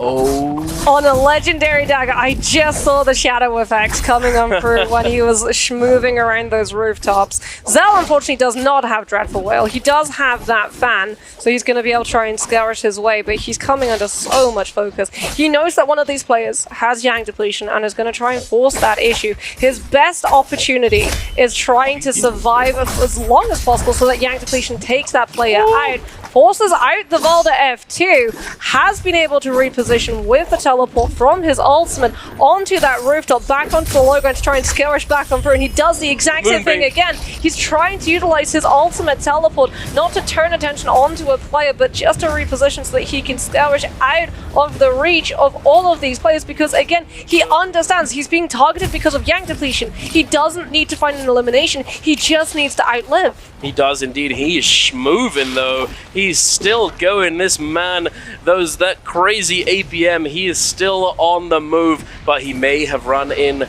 to that flank, to that pincer maneuver, and T225 is actually going to be able to take him down here, and they're very willing, it seems, to allow for this Soul Bloom pickup. They're not really all that bothered. They know that there's a Valda with Yang depletion, and they'd much rather not be left in a situation where they're fewer numbers and they get focused out, because we've talked about it before, we talk about it all the time.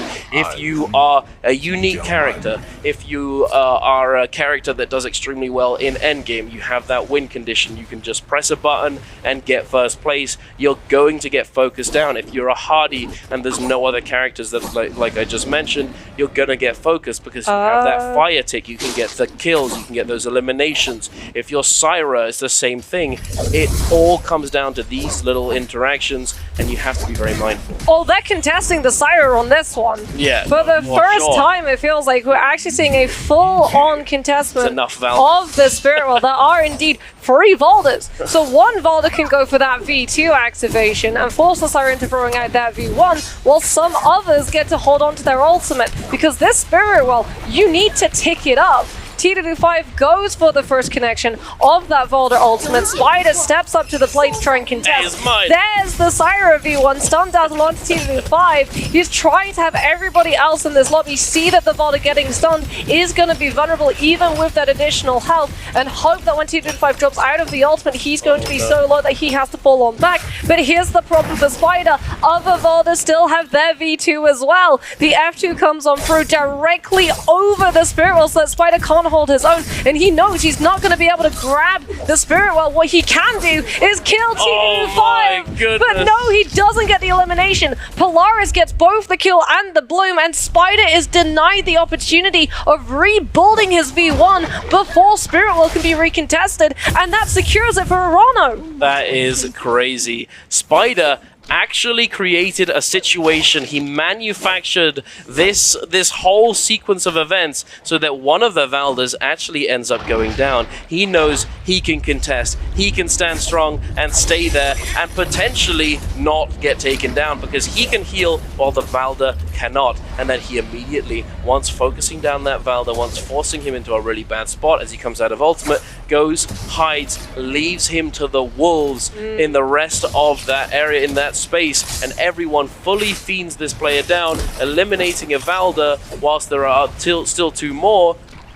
Getting, a little bit of participation. He's already got 5 kills, but it was in his interest to eliminate one of these win-condition players, one of these win-condition characters going into the end game so that he is going to have a better chance himself. But Polaris, he's in a really bad spot right now. The combo is coming through. No ultimate to speak of. He does have that combo breaker, but he's got very little health to work with. Getting that armor swap, he is going to be able to live for a little bit longer. But the assault smolder, oh my goodness, that is heartbreaking for Polaris. He does go down. Oh, Arano, watch out, buddy. That's a little close for comfort there.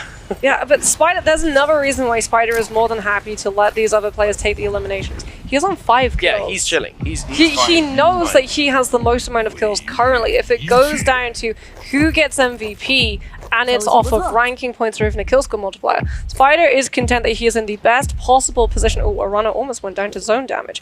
Whew, that would have been awkward. Spider is in the best possible position to walk away with the MVP because of the 5 eliminations he's already picked up. And he actually waited for the Valder to move away from that corruption damage before he reveals himself, rolling out of that invisibility bush and coming on through to hide behind this building, activating Tuna at the same time. As we can actually see that X1's Wu Fong on that Justina does not want to reveal himself as well, and both of them are more than content to let the Valders just try and hunt to minimize some of the room that is going to be available when this next fight continues. Yes, indeed, and I'm sure they are very well aware that the other players are mindful in that Spider doesn't have ultimate. They know this. They've probably calculated, okay, he had ult that long ago, he used it, he probably is getting closer and closer, but he might still be vulnerable. So as soon as he shows his face, he's going to get focused down, and there it is. We can see it happening before our eyes.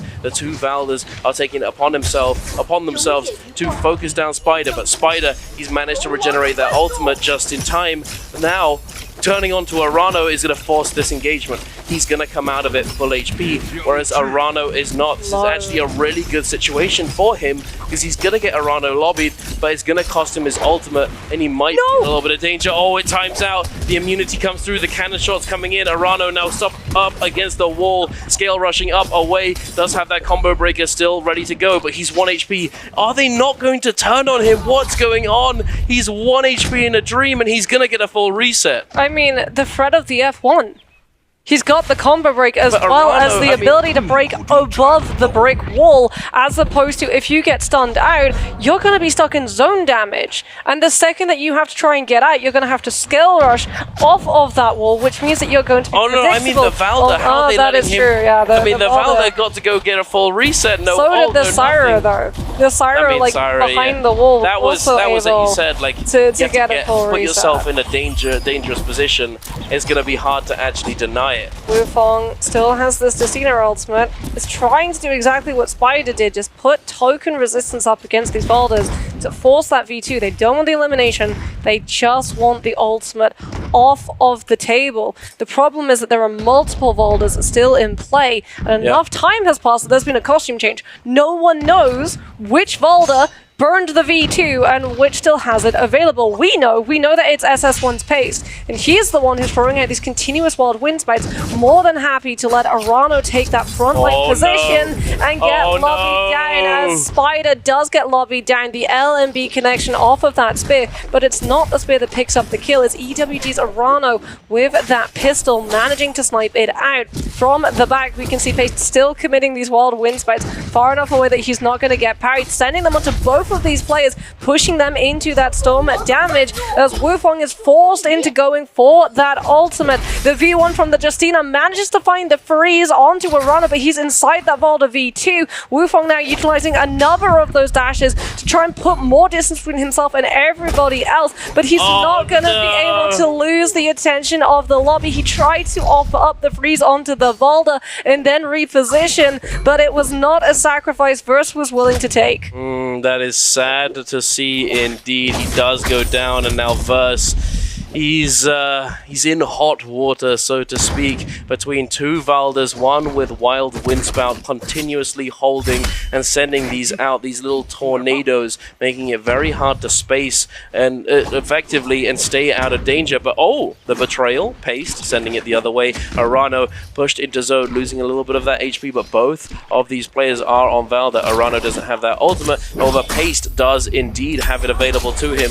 He is going to be popping it now, armoring through that Oryx Sword, the RMB in the air, gonna slam down, but he's knocked into the zone. He does not care, sending out these fist blade hits. Arano trying to get something to happen, but it's not gonna be the case. Paste is gonna come out on top, and what did we say, Moxie? Valda, you got that ult, you press that button, you're coming out on top in that first place placement.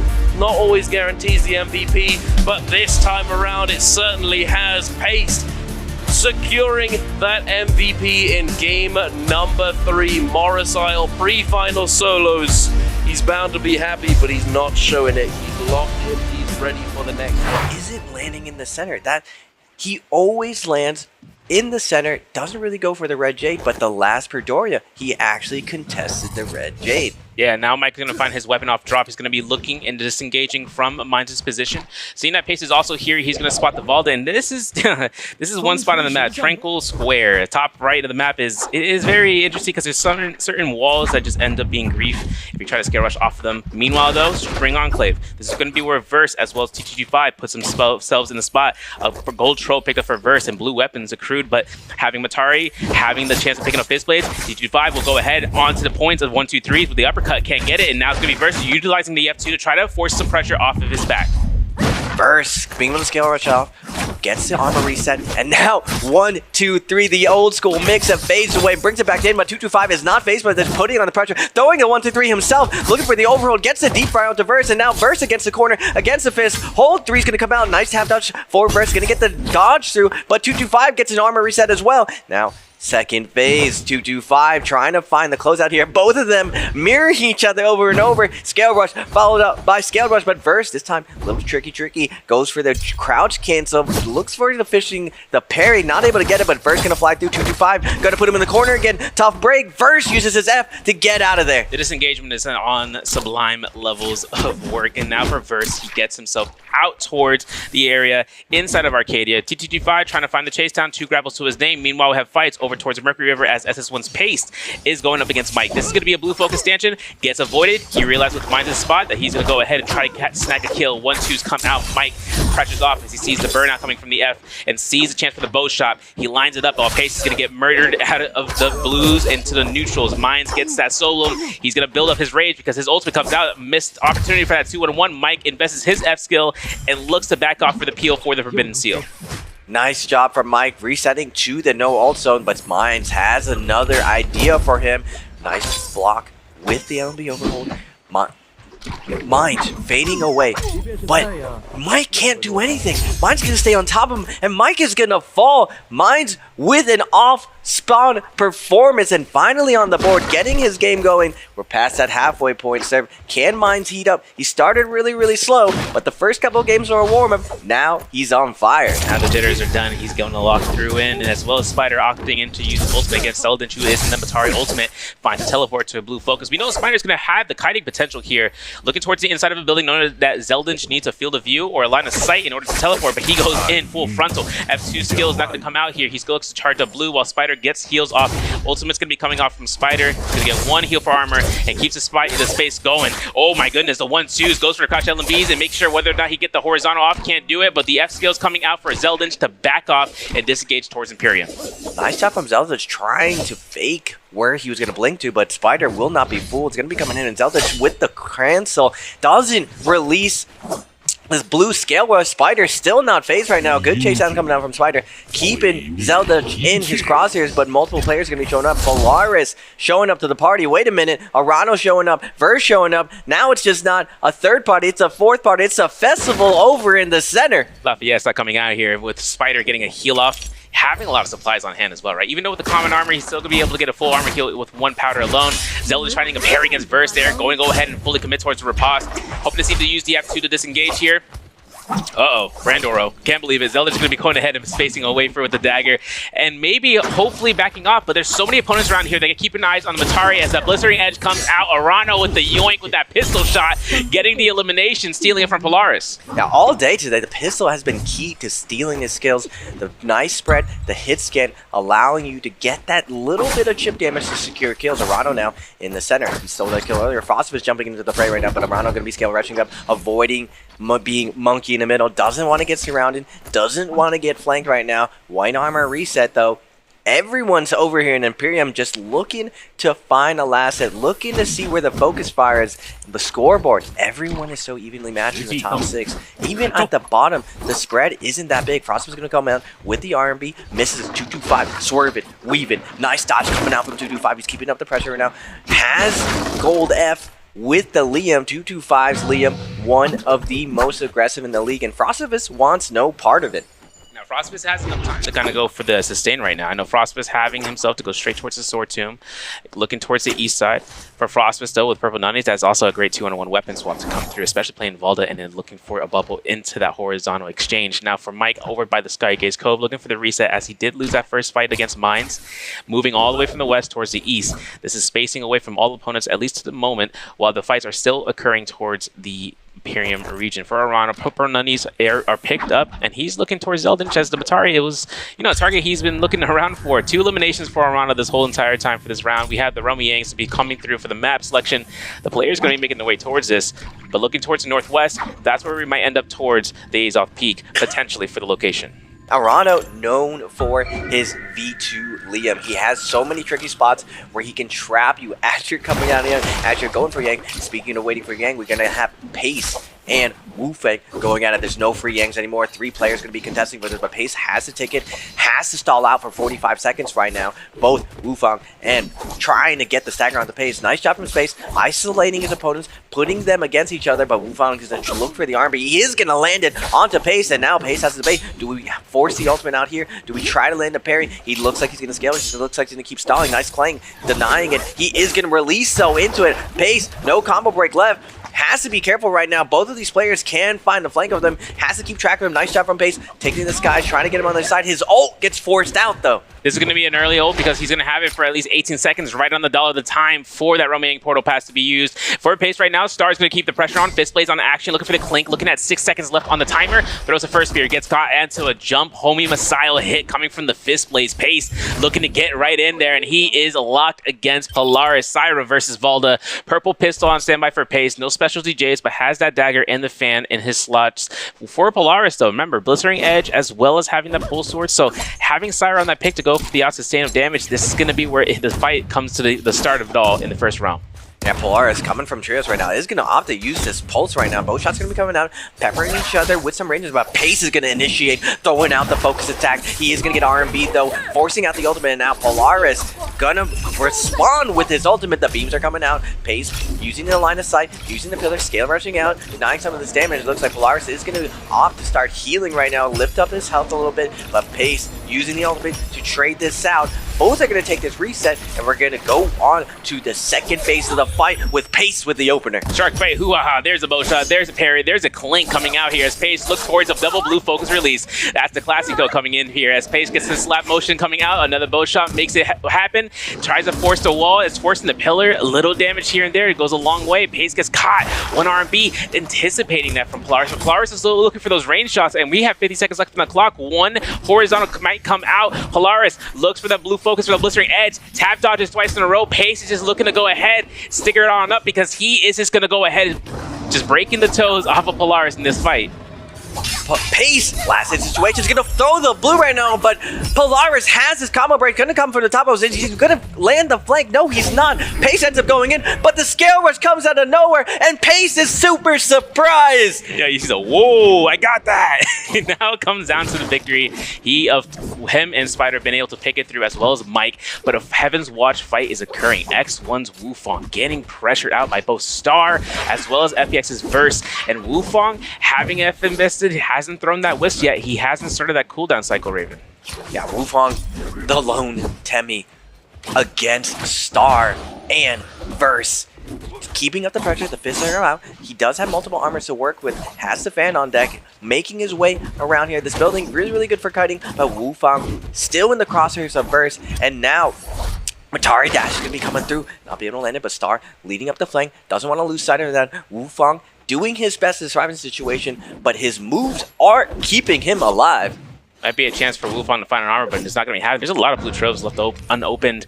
The chances of that happening to get opened up would be great, but then again, you had to wait time for the drops of the looted items, and now Star is hearing sounds. He's like, wait a second, I see something. And it looks like it's Wufong going to be caught out here. One R&B, all he needed for a stagger, but there's a blue focus coming in from Wufong, having to really kite this one out again. The armor there is most likely broken as he's going ahead and keeping the motion. Otherwise, we see Mike chasing down mines. Nice parry coming from Mike, burning the F skill coming from the hottie, and he is locked in. He still has a chance for that 1, 2, 3 comes out, Raven. 1, 2, 3, Sion getting some value here. Super, super hard to react. Mike gonna pop the F, force him in the corner, gets the parry out. Do we take him for a ride? Explosive Armor's gonna come out, saving mines from the jumping LMB rotation down the clip, but Mike's gonna keep the pressure up, goes for the double charge, tap dodge through, is gonna get the trap, Mine's gonna be forced to ultimate, and Polaris is gonna join the fray. Now the bow shot of destiny comes out from either order of these, and Polaris has gold fist plates. He finds the shot straight down the corridor. Put this man on a team for the FPS gamer because he's on it. He's got 1 elimination added on, tacked on. He's at 3 right now as a Syra, still having that Vermilion Birds my buff, and Wufong's somehow still alive. He's like, what happened here? Wufong is playing hide and go seek with both Star and Verse, the goat of running away right now. Polaris now stuck in a tough situation. Mike has turned his crosshairs to him. Gold F though.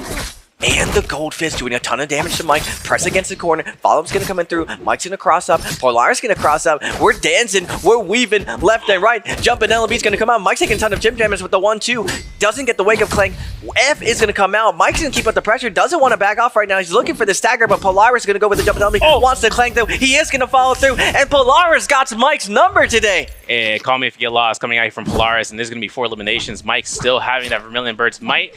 Still in the game, kind of hoping to see see he's going to be waiting out for that Romy Yang for number 2, but Pace is going to take his fight out towards into the Imperium, near towards Sword 2 Murano, and he's headlocking this in here. He gets caught by Blue Focus Vertical, but TTG5 is going to try to go for those range shots. Pace opting in for the ultimate, having to invest it up against 2 targets is not going to be an easy task, especially when one is trying to yoink. Nice Shot by Rana to zone him out. Now 225 is going to tag in. Only a minute and 20 seconds for Pace. The time is ticking. He has his ultimate. He's throwing out the RMBs though. Arano baiting out. Doesn't want a hard commit right now. Just gonna bleed out Pace. But Pace, we have nice armor swap onto the store. And now 225 stuck in the crosser of them. But they're gonna surround Pace on both sides. Double charge is gonna come out. Grapple cancel gonna come. Pace is not gonna get the parry. Chip damage is coming through. Pace doing his best to fend off these Liams surrounding him, looking for him to make one mistake, but Pace has been choosing the right answer over and over. Gets the parry, but the gold combo break's gonna come out. 225 is gonna fade out, and now Arano's gonna look to secure the kill. Now Arano looking for the horizontal. He connects it, he finds it, and there's a kill coming in here from Star as the clink is met, and Star looks towards the solo and couldn't get it. Arano was able to be quick to clean up, and now the chase down from TT25 might force Star to go ahead and just disengage completely, but TT25 gets counter grappled by Arano, and the distance is now preoccupied. The Romy Yang still available. The pass is yet to be procured. Star is going to be holding on to that one for the next 20 seconds before he enters into Romy Yang. No specialty Jades whatsoever, but he does have the supplies necessary to end out for that fight. Hottie showing up to Star, but with 10 seconds left, Star is able to cherry pick his Yang. Now, this is something that's overlooked a lot of times. When you have the ticket, one of the advantages of actually taking it is you get to choose which realm of Yang you're going in. And if a certain player has a certain tendency, you can choose to avoid them, but it requires you to get there. It requires you to have a character with a good ultimate. Now, tuning into Spider on Hottie. Now, normally we've seen Hottie do really, really well inside the realm of Yang, but for that second one, the Cyrus are just too powerful, so Spider's going to take this to Arano. Now, Arano down to a last hit situation.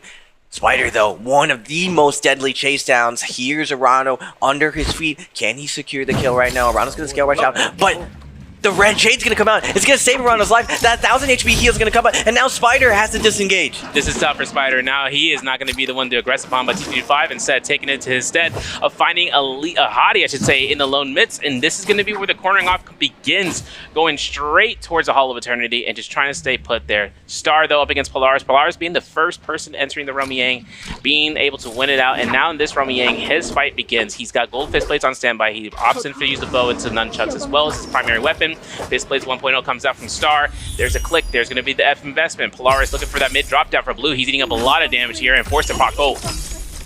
Polaris with the ultimate has Star juggled, but Star still has the ult online. Is going to try to fade out, try to hold on for as long as possible. Now he is going to go and just respawn halfway. Now Polaris going to fade out, use the balls to heal up. Line of sight right now, but Star hot on his heels, going to look for the stagger now. Polaris going to be coming out. He did get a ton of heals. The stun not going out for Star. Polaris able to kite this out, get to the top of the pillar, bob it, weave it. Oh no, he does get staggered coming out of it, but the gold combo break gonna buy him some time. Finds the scale rush. 1, 2, 3. Sion's gonna come out. Star can't respond to it. Now looking for the half charge. He does get it. Polaris put in the corner. 1, 2, 3. Enjoying as well. Star does get the follow-up, and now Polaris, can he survive here? No, he cannot. Star does not drop those, and Star is gonna secure that second Yang. Blue Fist Blades to be dropped and a new weapon to be picked up. Gold armor, picking up a Hepta detached gold Hong sword, purple halberds, as well as Rupture Gale Orb. If this isn't one of the most stacked drops in Romy Yang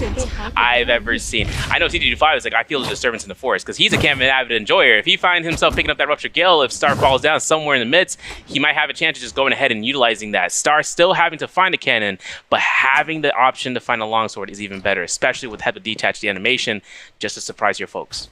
Now this is going to be something that to pay attention to when Cyrus have to go against each other in rank. You see that second Yang left open because no one wants to go in there. Now in a weird situation, one of the Cyrus needs that Yang depletion. She's going to have to go and commit there. Do you go and try to finish her off, or do you try to get the kill, yoink it away, let the Syra live, and be with you? It's just being the lone Syra gets you focused out. We've seen Valdez before this J Cup meta always get focused out in endgame, just because that ultimate that it supplies you for that health. Everyone knows if you do survive as Syra, you're for sure going to win the game. So the lobby has to make a decision here. Do you keep the Cyrus alive, or do you potentially go down trying to kill one of them? And another thing too is seeing if any off-choice picks to come through, especially seeing Akko still in the game, a player that has the opportunity of outshining most players in the field with Mike helming the reins of said character. This is going to be if whether or not they just feel like it's a threat to have an Akko in the end game, just because if they don't have ult, he can pounce them down, he can knock them away, and that's just sustained right back to him. Yeah, normally we looked at hotties as being the biggest threat, especially with this terrain. You're seeing Spider, no sweat for him, just dodging, weaving, being able to kite. Polaris does have his work cut out for him. One of the few weaknesses of that Cyber ultimate is when there is some horizontal and vertical scale rush capability, meaning if your opponent gets around a corner and they just are able to dodge out of there, it's very, very hard to follow. You only have a certain amount of dodges to follow. It does consume your stand bar. So Polaris has to find someone first with all this. You hear all this sound and get them low and hold his ultimate. He can't just pin them down out in the open. Star, though, is going to find 225, taking advantage of his White Tiger, plus 50 seconds left on him, but 225 wants no part of it, wants to back off right now, but Polaris is going to find this. Now the Liam ult's going to be forced out. 225 not going to let his health back. He is going to go and teleport himself out of it before he can get surrounded. Polaris, though, 2 minutes and 50 seconds. The time is ticking, Serve. He has to find somebody. He's got to be careful about not investing his ult too early or get caught out, and his combo breaker is only going to be the first sign of trouble for the opponents to make sure they can lock in. He goes ahead for the jump horizontals if he can, and he still chases down. He sees that Arano is going to be the one who's trying to escape. He doesn't know whether or not the other players are going to be wanting to try to target him as well, but with the moment that head goes forth, every single one of these players are now going to take the chances of ambushing throughout the Hall of Military, taking it into the skies. You can see Arano's just trying to kite quickly with the short-handled weapon with the fan, but it's also towards T25, losing a lot of health somewhere in the midst of this all, and he's at below half for his white health. We know Spider is going to be looking to try to confirm this kill because he's on the hunt. Yeah, 225 just running away as a wolf chased him. Spider slowly stalking him, just keeping him in his crosshairs, but 225 is going to actually weather the storm. Spider not able to close it out, but on the outside, it looks like Polaris is going to find 225. I spoke too soon. The gold fist plates just doing too much poke damage, and now 225, he thought he was safe. He thought he got the reset, but now the lobby has found him. Can he get away? He's looking for the armor reset. He does get the blue armor. Now cutting back into the zone, using the zone to hide away, but so many people have him in this crosshair. Can 225 make it out of it? Yeah, there's someone in the distance with the armor pierce, and you saw how Polaris had to emergency heal up. He's got an advanced heal into this fight, so a minute and a half under towards the Rummy Yang depletion. Having T25 be the spotted Liam with blue armor, this is going to be the lobby's position of just making sure locking down. Polaris getting disengaged with the bow shot. Prox Bell has vision on the field, having to see a knockback and being so close to the Moonbane. If it forces T25 to try to kite this in, it's going to force everybody in the spot, where if that Moonbane causes so much trouble, it could be easy pickings for Polaris, or he himself could be forced out. Yeah, Polaris is desperately trying to find the Liams, just because Liams, out of all the characters, doesn't really transform, doesn't have that second health bow. When you're chasing a hottie, when they ult, they get to fly away, they have that second health bow. When you chase a Valda, they can ult, have that second health bow. But the Liams, even though they have a good gold combo break, they don't have a second health bow. They are a really, really good target to go on.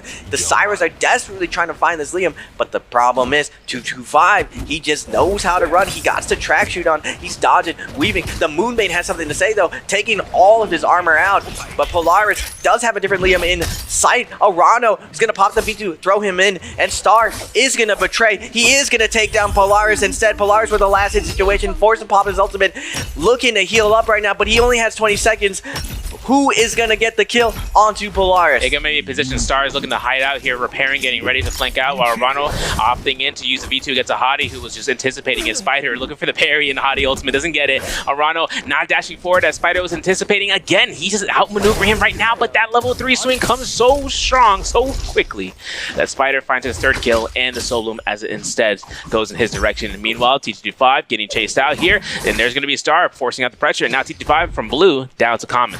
Now 225 was able to pick the kill onto Polaris, but now 225, white armor, Star, gold armor. It's not looking like a fair fight right now. 225 has to work it out of him. He sees the armor, but he's not able to get that. Wufan comes out of nowhere, finds the cannon's kill skill, and we got a Temmie who yoinked the spirit, well, has the blue buff. He's looking, he's poking, he's checking the vibes. Who is low health right now? He looks like he's gonna go onto the Syra. Mike's down for this. Everyone wants the Syra out of here. Star realizing the lobby is descending bottom. He's getting poked out right now. Wufang has chosen, you gotta go, Syra. We can't have you live until this end game. He's going to stagger him. He's going to stop him in the zone, taking tick damage here and there. And the weakness escalation is immediate upon entry into the Shadow 4, which is now closing down. And now for Wufang, he immediately goes inside, having Mystic Might, still having vision, having enough supplies, having 20 grapples, having 3 vitalities and 6 armor powders in hand. Now he's looking to try to aggress upon any opponents as it comes through. And taking the out-sustained format right now, and also being a Temi, having a quick, one of the lowest cooldown combo breakers in the game, just being able to throw the whisk out and then reset it as soon as possible is just his play. Now, slow shot from Mike and in the armor pierce, Rampage, Juggernaut, Alchemy. That's his specialty, Jay, is what he's got. And he's been doing good stuff. We saw the shots coming out from earlier from an armor pierce. Now, if Mike can land those shots when someone is left alone, especially if a Temi gets a whisk, oh my goodness, that would be nasty work. Yeah, interesting pick for Mike. Normally, he plays Akos on Morris, but he did pick it for Bedora, and we're gonna get a 4 different character ending. We got a Temi, Wufang on Temi, Spider on Hadi, and Star still can't get away. Wufang has been staying on top of him. The blue buff doesn't allow you to reset right now. He's gonna be coming out, but Mike with the slow shot out of nowhere, Star just explodes. He ate straight through his armor and got that kill. That's crazy. 2 eliminations from Mike, but he's getting pelted. Spider throwing out those blue focuses like no tomorrow, and hoping to see about a blue focus coming from the staff, but a jump horizontal from Spider, pushing out the threshold. A quick 1.0 vertical doesn't come out from Mike, and he is forced to proc ultimate, and he gets no. Unfortunate. Really feels bad, sorrow, grief. Dying to the side. Now we're gonna get a 1v1 Spider versus Wufang. Wufang not letting Spider disengage, but Spider with the overhold gonna even the playing field right now. A little bit of chip damage going both the way. It's trading blows non-stop. Wufang's turn, Spider's turn, both releasing into each other, both chasing each other's dodge. Wufang and stuck in the mirror or stuck in the window, chasing down Spider. We don't want to reset right now. Spider is going to get the reset with the armor. Wufang recognizes, goes for the fake heal. He is going to get out the combo break, but Spider again just releasing that R&B. Both of these guys tied with 3 kills. Last hit situation. Who's going to take it? Going to be an armor swap, maybe potentially for a heal, and that's going to be denied. Spider wants to make sure that this heal does not come from the Temi, and ultimate to mitigate the blue focus comes out. The whisk throw comes into play from Wufang. He's got ults, he's got resets for those whisks, and Spider wants to get out of the semicircle as fast as possible. Disengages the ultimate. Look at the rage retention right now, 43%. Not having so much of an issue right now as Wufang is in that placement right now. Having all the reset necessary from that advanced heal is proccing in the background, but Spider is still on that purple rarity except for that weapon being that gold. The current rank 1 Wufang versus the current rank 2 Spider. Full reset. Half charge going to be coming in. Fading out. Both don't want to give up some ground, but Spider gets the best of it. And again, nice trap. A little bit of poke damage. Gets to half charge, and now Wufang with the combo break. Spider with the jumping LB, but a little bit of Brandor is not going to get the follow-up. He does get the follow-up. Do we get more? 1, 2, 3.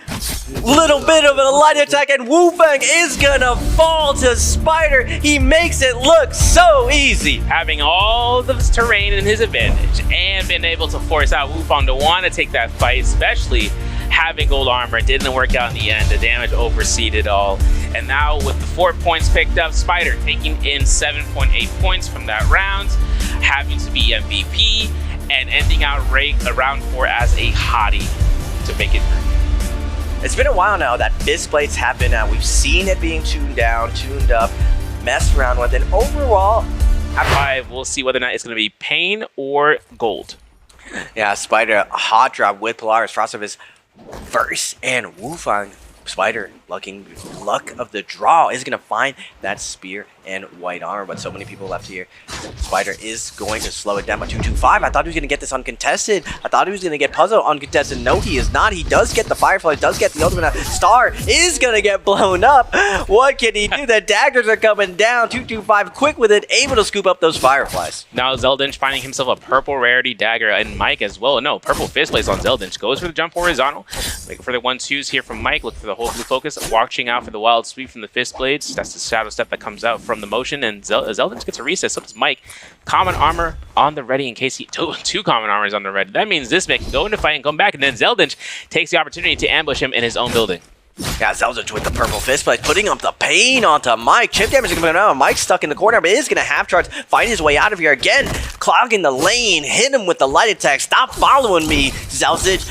Light attack's gonna be coming out, forcing out the ultimate. Mike still 10% from his ultimate is gonna be cutting this down. Zelzich needs to get some value off this because Mike has the ult advantage. He's gonna be able to sort of clear the skill. Nice coming out from Mike, gonna be going through the ceiling. Oh, but Zelzich, he clogs it. He doesn't let him out, and now Maui is gonna roll. He is gonna get his ult force out. The burn damage coming out. Zelzich gonna look for the D-Mech. He's not gonna be able to get it. Mike dodging, weaving. He is gonna find the heal though, and now Zelzich's gonna have to play defense. Got 10 seconds left on the clock for that ultimate from Mike, and there's going to be the F2 invest to try to anticipate the level 3 charge. He gets his shrug once, almost went for that one hit. Oh, there's the double strike right there. Mike gets it 1-2 piece, and there is going to be his combo. Add the drink because it's going to be a good day so far. From Verse and Wufang, they have a fight going off towards Medtob in terms of Jin Army, but it's Hemicircle in the distance.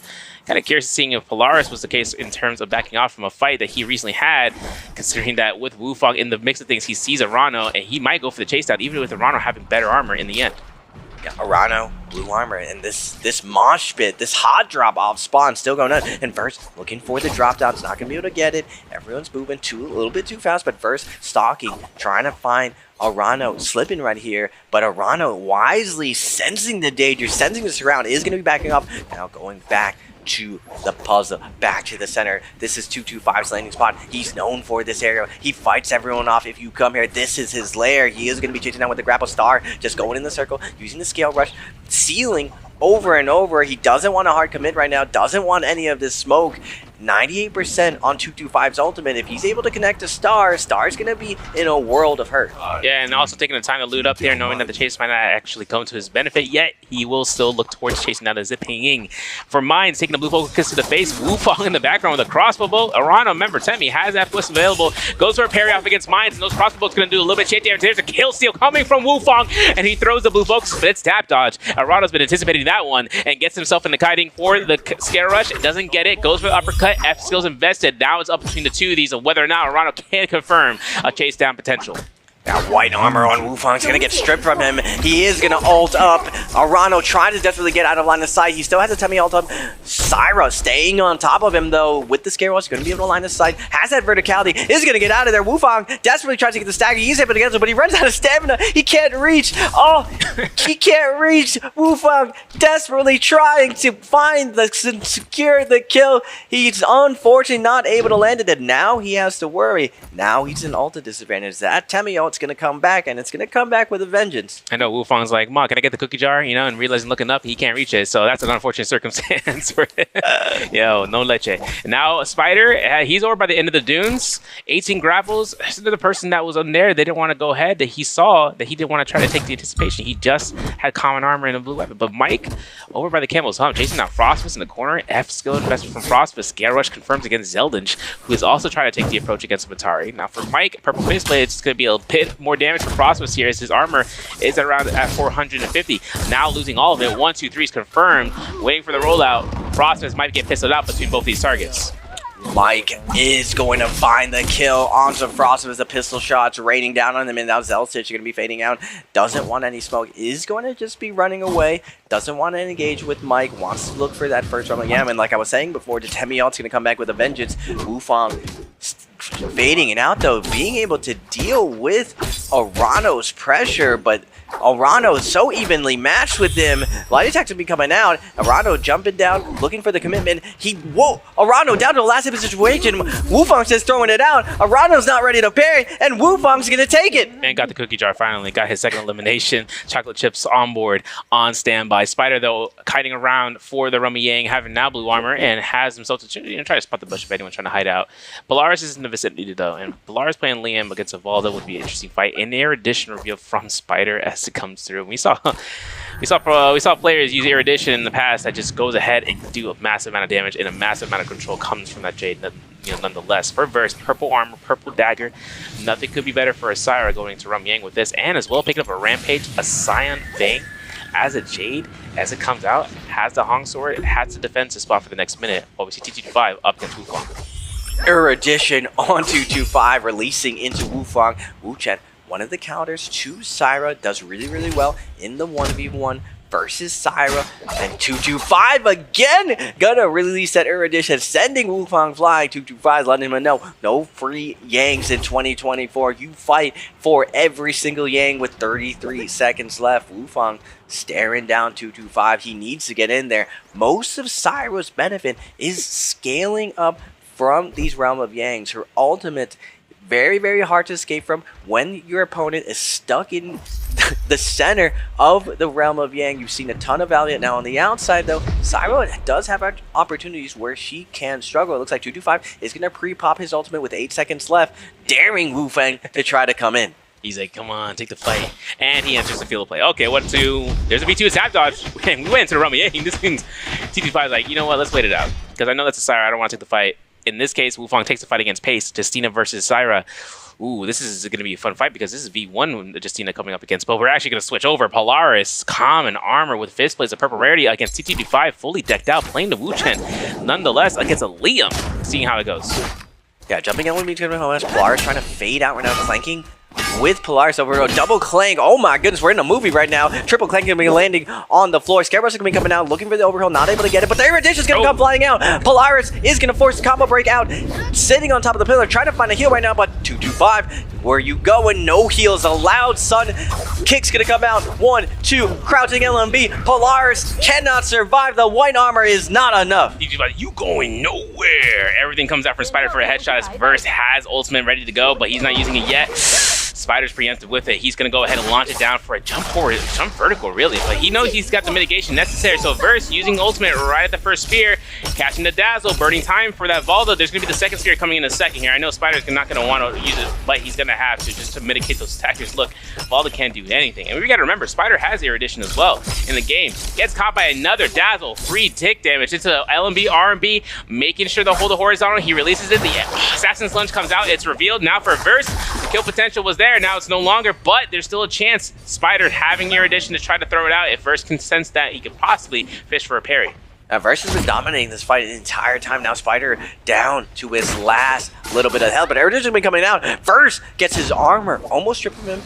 Spider has a long way to go. He hopes to bring this fight. Another erudition gonna land, and now Verse, a little bit of pressure on him. 1-2's gonna come out. Spider looks for the follow-up. He is gonna make a small mistake here. Spider is mortal. He accidentally parries. Yeah, it's crazy. And also the switch from the dagger towards the katana, the Hong sword on standby, giving the upper advantage in that small crucial moment. CT5 though up against Wufang, taking that Vermilion Burst Might from both sides. There's going to be a 2-1, not going to come out here. No horizontal in Ember Hawk, but for TT5, forcing out the Syra ult, now countering it, missing it. Unfortunate for the first set of Blaze from the Spear ult.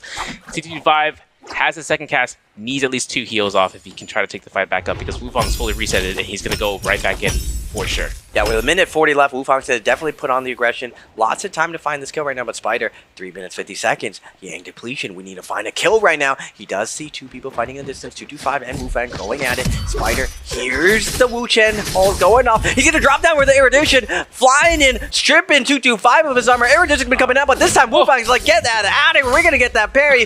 Back-to-back parry's gonna be out. Spider is gonna get parried as well. He's gonna be jumping down in, looking for the erudition as well. So much erudition in one spot. Can they live through this non-stop barrage of erudition? Well, the grapple RMB is free. Another erudition. We're calling out. Put the counter on the table right now. There's the jump horizontal coming out. The Soul Bloom Yoink comes out. Spider gets in. He gets rid of this Realm Yang depletion. Gets the horizontal to the vertical for free. There's going to be that neutral situation that he was looking for. The 1-2-3 coming from Wufang, forcing out Spider's ultimate. Now Wufang goes for the ACCA grapple buff. This terrain might grief him. He finds a connection. He's got to look for the neutral again. He burns out the first spear. But Wufang might... Oh, he has a chance because that erudition actually would have... If he didn't have erudition, he would have killed. And now Wufang gets caught again. And that's a confirmation for that Vermilion. Spider comes out 2 eliminations after knots from a minute prior. Tricky. Spider just lays on the floor every single time he gets to the ground and immediately just instantly hits his F out of nowhere, and Wufang is going to get caught on those dodges twice. I see you, Spider. I see the tricks. Verse, though, against Polaris. Polaris looking for the hold. He's not going to be able to get it. He's going to grapple in, wants to get in the pocket, but Verse is going to punish him for it. Hits that nice light attack 1-2 connects. Now Verse scale rushing out. Doesn't want to harken in. That just notices this is a little bit of desperation here. Is this someone with Yang depletion? We gotta live on. We want to get to this end game. We don't want to hard commit in the situation, especially if Verse can get to this second Yang. But Polaris hot on his heels, wants to smoke, wants to fight this. He is going to get grappled off by Wufang, and now Verse is going to get a little space to reset. Now, obviously, everyone at the Fortress of Kaviane having experience in this spot, knowing how well it is to learn how to kite it through, Polaris doesn't have that luxury. He's got that 40-second timer starting right now. So for right then and there, he sees Wufang, he knows he can't kite it out, he can't scout it to go ahead and attack. He hits the bell in case anyone's just hiding on the zone. Not the case. Now Polaris is down to 30 seconds. This is a tough position, knowing if he gives a kill to elimination, I mean, that 20% goes a long way, especially for one kill to be a 0.2 multi. Like, that's a lot. And TT5, he's hunting around here, being the only Wu-Chan, the common pistol, and he's repairing it. But, you know, treasure is gold whenever you can take massive use out of it. Plus, the pistol shot, being able to use those burst pellet shots just goes a long way, and just try to confirm it out. But I know that Polaris probably headed into the zone as it comes out. On the replay, though, it's going to be coming up against, in the first round, Yang, Wufang versus Pace. Now Wufang with the scale rush is going to force out Pace, but Pace coming out of F hits him with the unarmed slap with the double charge RMA crowd. Jumping LB, trying to get the wake up, but Wufang try again. He is going to get the uppercut come. 1, 2, 3, 4 jumping LMBs, a 5 to go. Get that nice bit of chip damage and Pace down in the last hit point situation. Wufang's going to be ultimate right now. Can Justina dash out into the sky? No, he cannot. Pace looks at the sky and snipes him out of it. That's crazy. Coming from Pace here to try to come outside of that Yang, having 2 targets between him, having the wind to be in effect right now with the windy gust. This gives the increased grapple distance, so the players can really take chases. I'm looking at grapples on Mike. This man's at 30 count. He's got himself holding it down for the whole entirety of this match. If he needs to chase someone down, it's not going to be an issue, but it's getting to the Yang that becomes one. And considering we just saw Syra enter it, Spider's like, nah, I'm going to wait out for the second Yang. I ain't taking that fight, especially if Syra's entering it, especially it being Wufang having gone ahead and actually having a velocity untold. Jade not having nunnies, though, it's not a problem. Dagger with the spear as well as the Hong sword. It's going to be a good fight for anyone who wants to try to take up against the odds. Yeah, Wufang waiting. Now, technically, the other Syra, if you're in this position, you know whoever gets in first is another Syra. Do you wait and duel her?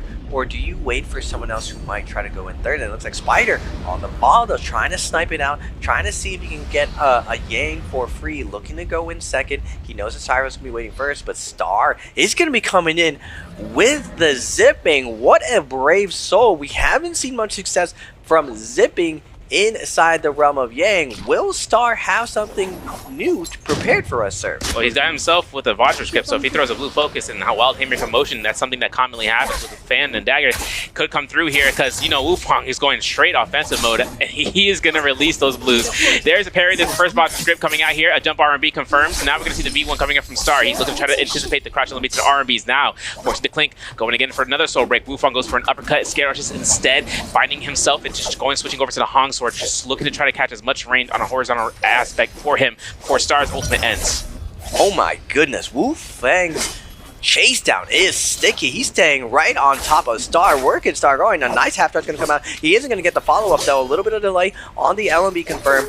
Now Star bringing this back, gets a little bit of momentum going, but just completely denied. Wufang again putting him against the wall, doing a ton of damage now, looking for another uppercut sequence. He's not able to get it. He is going to Hong Sword dash in, but Star going to be clogging right now. F's going to be coming out. This tank of a zipping, doing a good job of denying this now. F combo break's going to be out. Wufang switching back to damage, switching up the tempo. He is going to pop the ultimate, but Star has done a good job of turning this fight around. And he's got enough time right here for his rage to be slowly but surely picking up. But he gets caught in a dazzle. The scaling is incredible. And Star as F1 is keeping him alive due to the mitigation, but there he goes, kiting again. Wufang losing track, looking for another dazzle attempt here. The ultimate is disemboweled. Now it's going to be a chance for one R&B to the next. And of course, Star can work it up for uppercut. Oh, 2-1-1 to the R&Bs. Oh my goodness, nasty with it. Because now Star is in the spot, having to throw wild haymaker blue focuses, and this could work against him or in his favor, because now Wufang is up against zipping ult number 2. Wait a second, Star has done a miracle. He showed up for zipping. Wufang has a little bit to go. He isn't going to be able to finish it off, and Star is going to grief Wufang's realm of Yang with a blue armor zipping. Absolutely crazy, considering that he was early to use his ultimate, and slowly, once the timer just built up rage over time, he was able to find the chance of casting it for the second time for a 0 lump sum. But Spider fighting out against Pace. This is outside towards the fights that we just saw earlier. earlier after 2 eliminations. What happened here? Seeing that Spider's ultimate disengaged right then and there, we see the free freeze all the terrain. F2 come out from Spider to try to mitigate a pressure, right? Or he just gets range shotted. Either or. It's going to be seeing a Dragon Slayer catches 2 targets. Wait a second. Into the LMBs, into the zone. Having another erudition, throws it out, releases it, and has it to throw a blue focus. And before it comes down, Zeldinch with that kill. Pace still opting in to hide in that bush for a moment on the fellow remains of Spider. Yeah, Wufang, 4 minutes, 40 seconds, needs to find a Soul Bloom. He is on the character, though. Out of all the characters that would be in the situations, definitely Syra, one of the best. Actually, I take that back, because when she's in Ultimate, it's very, very hard to actually pick up a Soul Bloom. You have to cancel your Ultimate, and a lot of the times, depending on how much damage you've done, you might be low health in that spot, so you have to really navigate the focus attacks, the parry situation, all the gambits as you're coming out to make sure you secure that Soul Bloom. Everyone is so used to this Soul Bloom neutral now. And wow, rare instance, we're going to actually see Mike hiding in a bush here, over here at Plume Castle. Will he jump in and join the fray? 3 eliminations on Mike right now, so it's kind of a play for ears moment. If he can hear something happening, double parry, triple parry, he might take a look and peek over and see if anything could be stolen. But for the Yoink meta, it would be coming out. Thunderstorm reveal coming from Zeldin show as he's going up against TCG5. The Wuchen ultimate doesn't come out just yet for the first cast. We see the F1 come out. TCG5 looking to try to confirm something here. There's going to get caught by that Swift Edge. There's going to be the Thunderstorm. There's going to confirm for the first mark. Oh, Zeldin just gets caught by staggers. Oh, look at the continuous amount of staggers and the ultimate cast and the guaranteed second set of Spirit Blades. Zeldin is caught out. 1 pistol shot, 1 blade left alone, and he lives with 1 HP. Can TCG5 find the kill? Zeldin with a sliver of health, he's at the skin of his teeth, able to grab a white armor. 225 desperately laying down the lead with his musket, not able to secure the kill. Zeldin pulls off a miracle, able to get some heal off, and now the Sirens are coming in, chasing Star, chasing the Zipping. Wufang wants his revenge on this timing out Zipping. Who is this guy?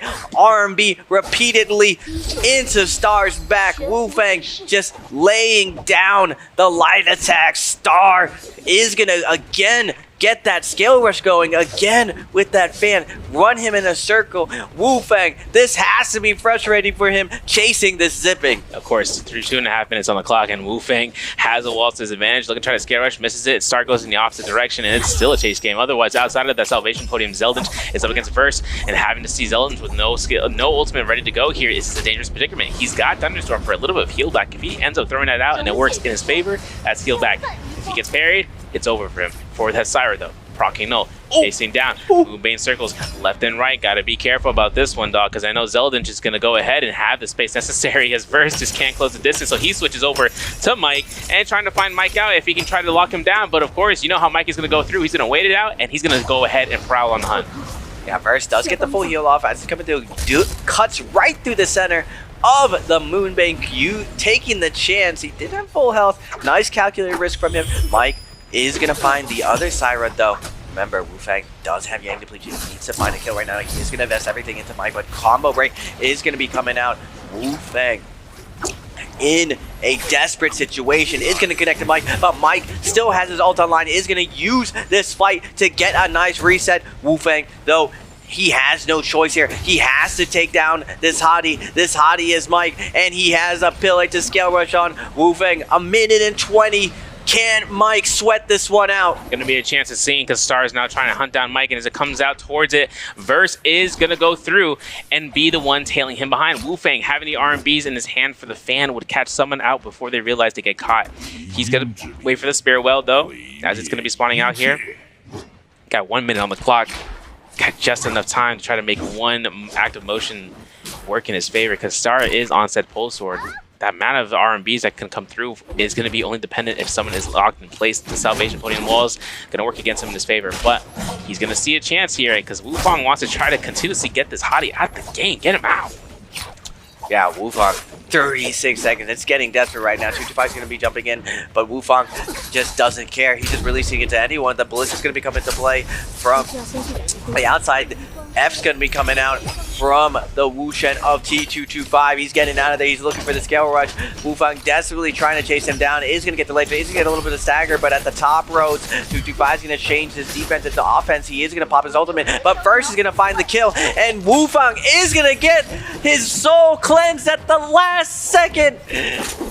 Up steady spaghetti for Star. Star being the one, the roaming depletion, and now no more zipping in the game, boys. Is over. Rest in peace.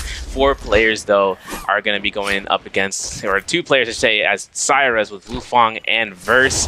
1 Hottie, 1 Justina, and 2 Hotties, I should say. Zeldin is still somewhere going through. He's trying to create pressure here. He has purple katana and gold armor, so if they want to try to get that gold armor, it will be a case scenario. Moonbane said, nah, it's my game. No one's going to stand in this area no longer. We're going to have to separate because now Mike's on the north side versus hiding out for the loot.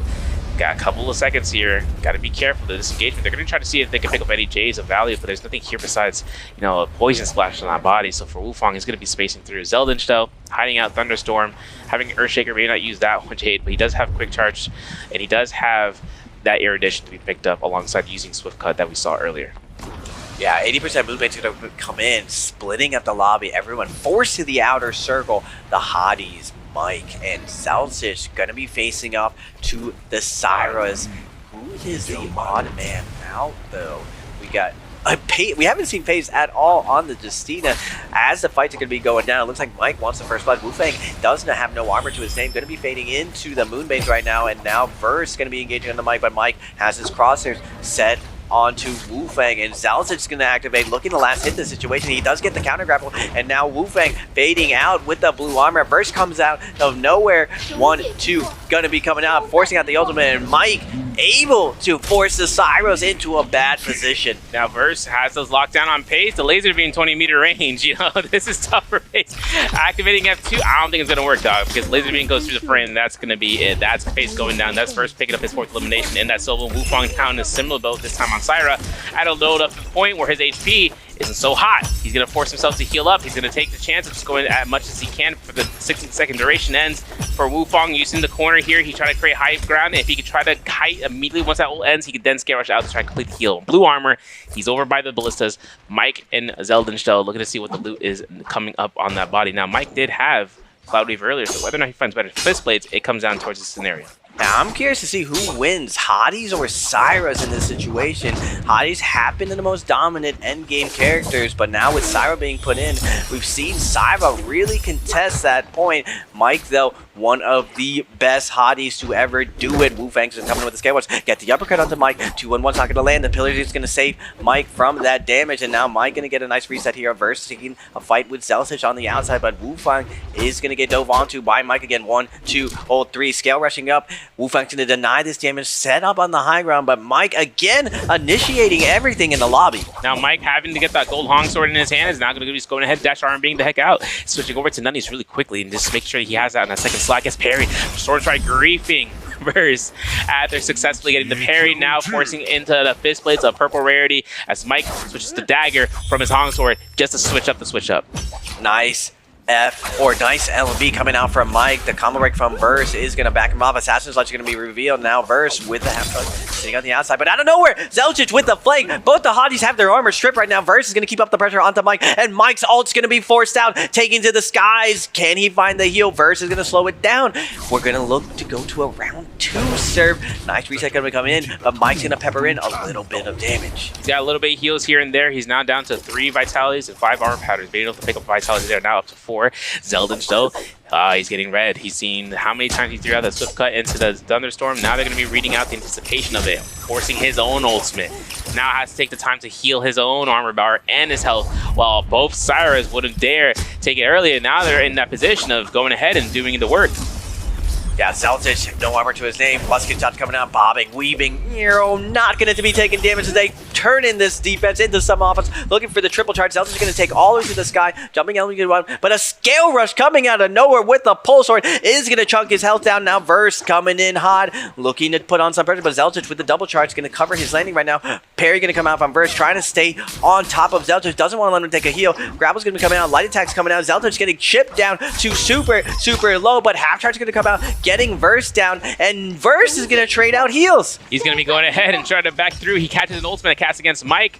Now forcing out to see Zeldin and F2 State. He finds a quick elimination just like that. Now it's forcing out the Syra ultimate. This is going to be where Mike's position comes out, finding the Soblum. Now he did enable himself to get caught in the dazzle, but the switch up pressure goes straight towards into Mike, as Verse is going to be going in lieu of the body. There's going to be the connection. There's going to be the daggers. There's going to be the horizontals release. It's like he's Denzel Washington. He's finding his plane upside down. He's going to be making sure whether or not he can take the flight necessary when the time comes to the endgame circle. That's going to be the movie reference for this round. In the meanwhile, though, we have Verse looking for the R&Bs and looking kind of good on that Binding Fury at half meter. If he throws horizontals, he catches a blue. That's a clink and forcing the block. Otherwise, he can just try to go for those R&Bs, that quick 1.0 damage. Verse. Mike with the triple charge, forcing Wufang into the zone, turning this around.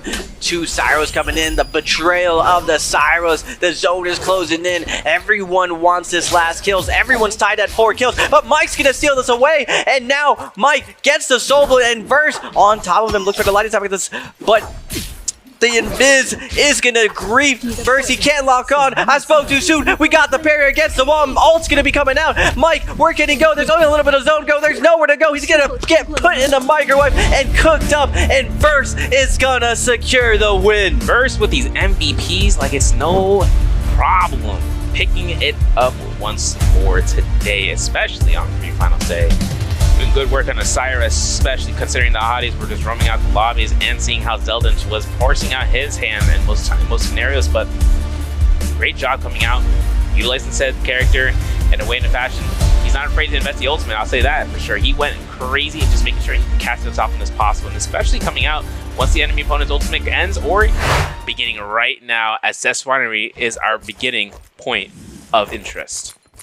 Frostivus on the hottie, on the nice fit. I love that nice flower outfit on the hottie, but Mike gonna be coming in with the flank.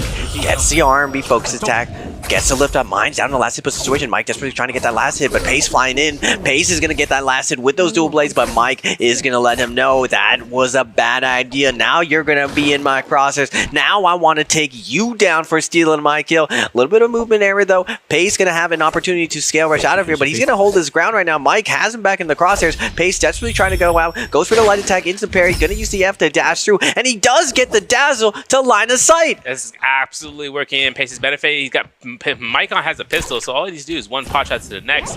You can see how much terrain that it comes out to Pace. Oh my goodness, can't get an armor slot. He finds no armor in that. He finds a purple cannon, can't pick it up. It is too hostile right around the corner for Pace. Taking the heals off here. Shout out to Shanghai China. Having a chance of seeing Pace into the spot of looking for an army. Hold check here. Goes for the stanchion, opposite direction. We see a person in the vicinity towards the pool of cleansing. Jump LB to slap. Oh, go for a slap. Oh, it's a two-piece. Wait a second. Can Mike activate ult and get the kill? Because Pace is kind of cooking right now. The back-to-back slaps, the first double slap combo of the day, and Mike is gonna fall. Pace is gonna turn it around. Wufang shows up with a third party. LMB, crouch uppercut, a Faria. Pace has to be just as confused as us. What is this? There's a Faria, and Wufang is on the board. The 1, 2, 3 of Destiny from Wufang, man. It's like the it's like the order the Duncan was waiting for. He's still waiting for the order as it comes through, because Wufang is on that one kill. He's looking up against Avala, and it's up against Polaris. Polaris already kitted out for ultimate. He has a blue Hong sword. He gets caught by the 1-2. Wufang is spreading out the 1-2-3s left and right. Gets caught though by neutral F1 investment. The combo break up, and there's a lethal jab confirming a lot of chip damage. V2 comes out, I should say. Oh, we try to jump R&B that, but now it's going to be a dangerous predicament because now we have Valdo ultimate. The worry, we get into our mech, so Wufang can space out between him and Polaris or go on the offensive. Not Wufang. A little bit of a movement error, doing the jump in Brandora, not able to find the kill. I'm curious to see if he actually had grapples within right there. He might have just not realized he had no grapples, but now Polaris, both of them going to get a nice full reset here. He's going to eat one of the cannon shots right now, peppering in the LMB. Polaris trying to line of sight, trying to get out of the situation, but Wufang going for the drop down, looking for the cannonball, trying to land on top of him. He is going to break a hold on that. Polaris is going to be moving to the left, but Wufang's going to hug him, tracking his footsteps, but grapple is not going to connect, and Polaris gets a little bit of room. A little bit of room here. One grapple stagger, not going to be confirmed. Polaris is making good notion about attacking throughout the grapple animation, so that way he doesn't get staggered. Quick tip. But Polaris has himself locked in against getting parried. Double cannon shot, double cannon shots confirmed. Wufang's on 2 kills right now on a Fairy Shen. Now, this is before Romy Yang. We want to see how Romy Yang ends out. He's got 21,000 Dark Tide coins, so he can buy an armor when the time comes. But now, Celestra is an onslaught of a bloodbath as T225 with no armor, looking to reset. Well, there's 5 players in the vicinity in our field of view. Yeah, we got 225 versus Star. Frostivus and Arana all posting up right now. 225 going to make his way to the outside. Now looking on the other edge. Spider on the Wu-Chen. Tricky. Dash gonna be coming through from Star. Verse in the last hit situation, trying to make his way out of it. Finds the armor reset, but in the corner. Frostus gonna hit him with the 1-2. Back-to-back armor resets for Verse. Gonna make his way out of it, getting out of the center again. Everyone moving, weaving. Doesn't want to get caught down. Verse doing a good job, but still the pressure from the lobby. 225 with those sliding attacks, putting it into Verse's back. Scarework's gonna be coming out. Verse makes his way to the top, but Arano is gonna pop the hottie out, looking for the last hit, but Verse is gonna get another armor reset. Can't believe it. Blue rarity, and he's set to go here. He's at 88% for the rage, gets to 91 after that strike. Another burn proc tick, but Verse has to just keep the spacing going and tap dodge the next swing, otherwise it is in danger zone. There he goes, tap dodges that one. He's gonna go, he's gonna get some chip damage for ultimate, procs it, tries to use it as an escape tactic if he needs to in Absolution. He's got himself just 3 dashes. He's going to hold out. If someone wants to take a fight when it's isolated, that would have been perfect case scenario, but everyone here is looking healthy except for him. Takes it towards the Immortal Temple. A lot of kiting around here. And if he gets himself enough time of confusing his opponents, he could get out of here scot-free. Yeah, Verse doing a really good job of kiting, disengaging, not getting locked down right there. So many good players all in one location. It looks like 225 finds his way to the outskirts of Selector onto Zelja. Double jump parry's gonna come down, and the RMB plus the cannon shots. He's gonna absolutely explode 225, and now we got Zelja versus Wufang on a Faria. Zelja's surprised. What is this? It's a Faria in here. He's gonna pop the ultimate in defense of this, but Wufang, nice tap that's gonna be weaving out. Gets the stagger, gets the follow-up. Gold F is gonna come out denying the full follow-up, but it doesn't matter. Wufang is gonna catch him as he cancels the F, and this Faria is terrorizing the lobby. I can't believe it. Man's on 3 eliminations so far. We're not even at the Romyang 1 yet, and now it comes down towards Sunveil, Dwelling Star, Purple Longsword, Purple Armor. Matari has F2 still up to go through, invests it right then and there to find out Verse, who is low, who is getting burn tick damage, suddenly finding the opportunity to hit to the shop and buy a Purple Armor. Let me know how fast he has it to go to that tab, because Verse could be safe from this point on. Yeah, Verse, last hit situation. He has to hope that no one has burn right now. Around shooting out those cannon shots, making his way on the roof, using the rooftop perfectly to get that grapple, to scale, to grapple LMB out of here. And Verse again, he's been keeping everyone at bay. Everyone's trying to get this Justina out of here, but Verse is not giving it up so easy. Now Mike at Servant's Grounds, looting up, having blue fan, blue armor, and the common pistol. We're gonna take a replay over, see Mike up against Pace. Now we know how this turned out, right? Then the Stancha coming out here, jump LMB, slap, making for the LMBs to the uppercut. The F1 hasn't been invested, so Mike, when he uses ultimate, he went ahead and used it, catches himself through. But then you hear cannon shots, you're like, what's that? Is that a Fairy Shen? He's like, Fairy Shen? Nah, bro, ain't no way! And that's where he comes out in full frontal 110% rage, essentially, in the moment. But at the same time, Pace is here, T225 is north of him. He's going to be kiting away towards Sunwing's Rest for sure. Yeah, Mike on the Liam and the dual Halbies setting up for this first round. Yeah, I think everyone's going to be very surprised when they're going to see a Faria inside. I don't think I've ever seen a Wu-Chen versus a Faria, actually. Spider's going to be going in with Pace with the white armor going in, and he's going against the GOAT on the Wu-Chen. Now, everyone has tried out this Wu-Chen pick, but Spider is the only one to really make it work. Now, another thing that has been working in the group stage has been the spear with Wu-Chen. Purple spear on deck. What can Spider show me? He's going to roll up. 1.2 release into Pace. LMB is going to be released from Pace, but Spider's going to deny it with the F, but the parry's going to be coming out. Following up. Spider going for a ride. White armor is going to be blue armor, and Spider's going to fall. Now we got Mines up against Frostivus here. Blue armor, Frostivus, blue fan, having the common pistol going through and switching out to having a purple katana on standby. Avoids that parry from Mines. Mines throws to the 1.0, throws in the other direction. This gives opportunity for Frostivus. Gets caught by another blue though, and looking to take the pillar to the heights, holds it down, holding the mitigation format, gets caught by a jump horizontal from the fist plates. Now it comes down to Mines. No parry coming from there. He eats up the blue focus. Now comes out for a parry from Frostivus, switches the weapon quickly. Gets the RMB blue focus, not going to kill potential. One jump horizontal is all he needs to kill out. The Temi Circle comes out, and the RMB connects. Frostivus wins his Romyang. Nice job from Frostovus, clean with it, able to get that last little bit, get that chip damage down on Mike on the outside. Has Zelda just against the ropes, and now Spider jumping into the fray, wants to find the last, but Mike gonna throw his ball, trying to land the hit, not able to get the flash kill. Spider's gonna steal it away with the pistol, and now Mike in a tough position. Cannon shots are coming down, he's put to low health. He's gonna use this for a little bit of siphon, but Mike put in a tough position. Mines, Arano keeping up the pressure with the cannon shots. Mike trying to throw those light attacks, trying to clank Arano off, but Arano hungry for it, gonna stay right on top of Mike. Blue armor reset though, and Mike's looking really safe now. Yeah, cannon shots are going to be sprayed across for Arano. He's proccing his tuna, getting that passively built up, while Spider takes the chase down. Mike has himself at almost under half HP for his vitality, his white health. So right now, over by the Noble Cave Temple, there are other fights happening, bro. I can't believe it. There's another integrated fight happening. Pace up against Polaris. 1-2's come out. He has Cyan Fang. He goes for the 1-2-3 horizontal and making sure that he can try to force out Polaris for a parry blade.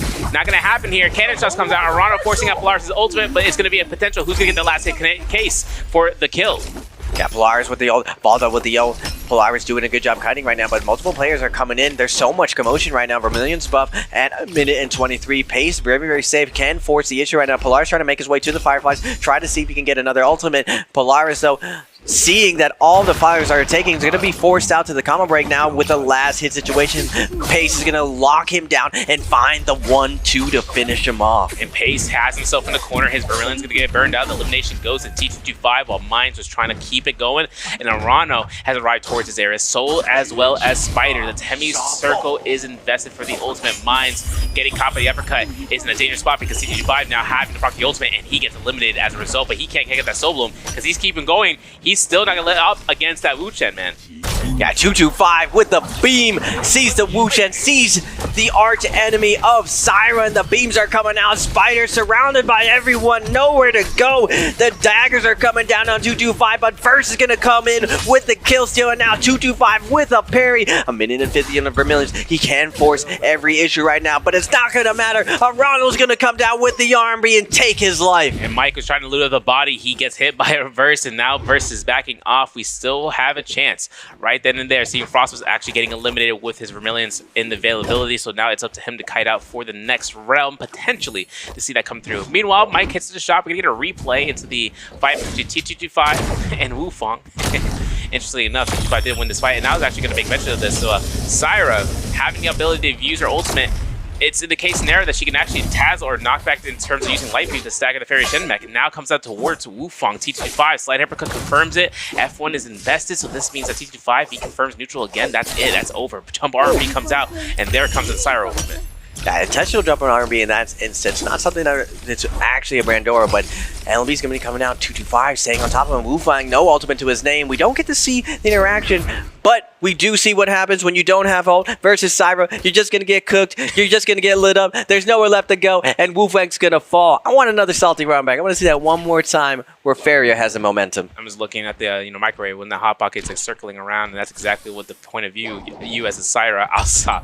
Juggernaut level 3 for T225. This means he's scaling out tremendously for the attack, so he's able to kind of work through with his gold spear. If he gets another kill in Rami Yang, he's at 4. That means he's getting so much attack in just a short amount of time. And you've seen these players use the RMB, that vertical flu focus for the spear. It is no joke when it comes down towards it. Frost still gets caught with that scare rush, and T225 puts the pressure onto the Hottie, who's invested his F2, meaning he has only one thing left, and that's his ultimate. Now, Frostovich just getting out of there. He's going to go for the reset. Has purple fist to his name, and 225 coming in. Looks like, I believe that was Wu Fang. I saw a flash. Remember, 2024, no free yanks. You fight for every single one. Frost gets pushed off, and this is the importance of having the ticket. The reason why you're so aggressive on this, all of the pros kind of have a tendency of when they like to go in. Mike likes going in first, Spider likes going in last, so you kind of want that sweet spot of going in the middle. Now, for the second realm of Yang, there's only 2 spots, so no matter what, you're going to go against one of the goats and catch some pain. Now, Pace doesn't care. The new generation doesn't care, Surf. They will take a fight versus anyone. They don't even attempt to calculate to pick a fight with anyone. First, second, third, they're going in no matter what, especially when they're on Syra. Especially if they're on Syra, and Liam coming from Mike. The only thing he has in this kid that might work out in his favor, that's Sapjade. And he's up against Wu Fang, man, who does have Blistering Edge. No pole sword in hand, But we've seen how nasty he's been with these dual blades so far. Dual weapons, he's going for those 1-2-3s. If he does it again, Mike's going to be upsetting spaghetti. But the fight starts now. Liam versus Fairy Shen inside Romiang 2. Liam versus Fairy. I haven't seen this in a very, very long time as well. Light shot's going to be coming out from Mike. Looking for the scare watch, but Wu Fang's on the other side. Mike's going to take this guy, look for the flanks, not able to land it. Wu Fang fading out, faking the bow shot with the parry. What the? Wu Fang has the momentum now, but Mike going to respond by throwing the first blue. But the V3's going to come out, staggering coming out. Mike with the overhold looks for the parry, not going to be able to land it. Wu Fang turns his V3 for his third hit around, and now with the V3 down, Wu Fang has to be careful right now. Mike can't push him away from him. He's not going to be able to go to the mech. A lot of posturing going on right now. Scour's going to be coming out. 1-2's going to come out. Ult's going to come out from Mike. First flash in the books. Not going to be able to land much. Wu Fang doing a good job of icing off Mike's pressure. I spoke too soon. He's going to eat a sap, but get into the mech. Now this is going to be a pressure zone. It's going to be a full reset for Wu Fang. He needs to take the time to heal as Mike is repairing the weapon that he just stole. Going for the meal. It's like Thanksgiving dinner. And now he goes for the pistol shots as Wu Fang is going to get a little bit of chip damage, waiting for the bar to go through. Maybe he gets that time to strike back. There's the first cannon shot, confirms.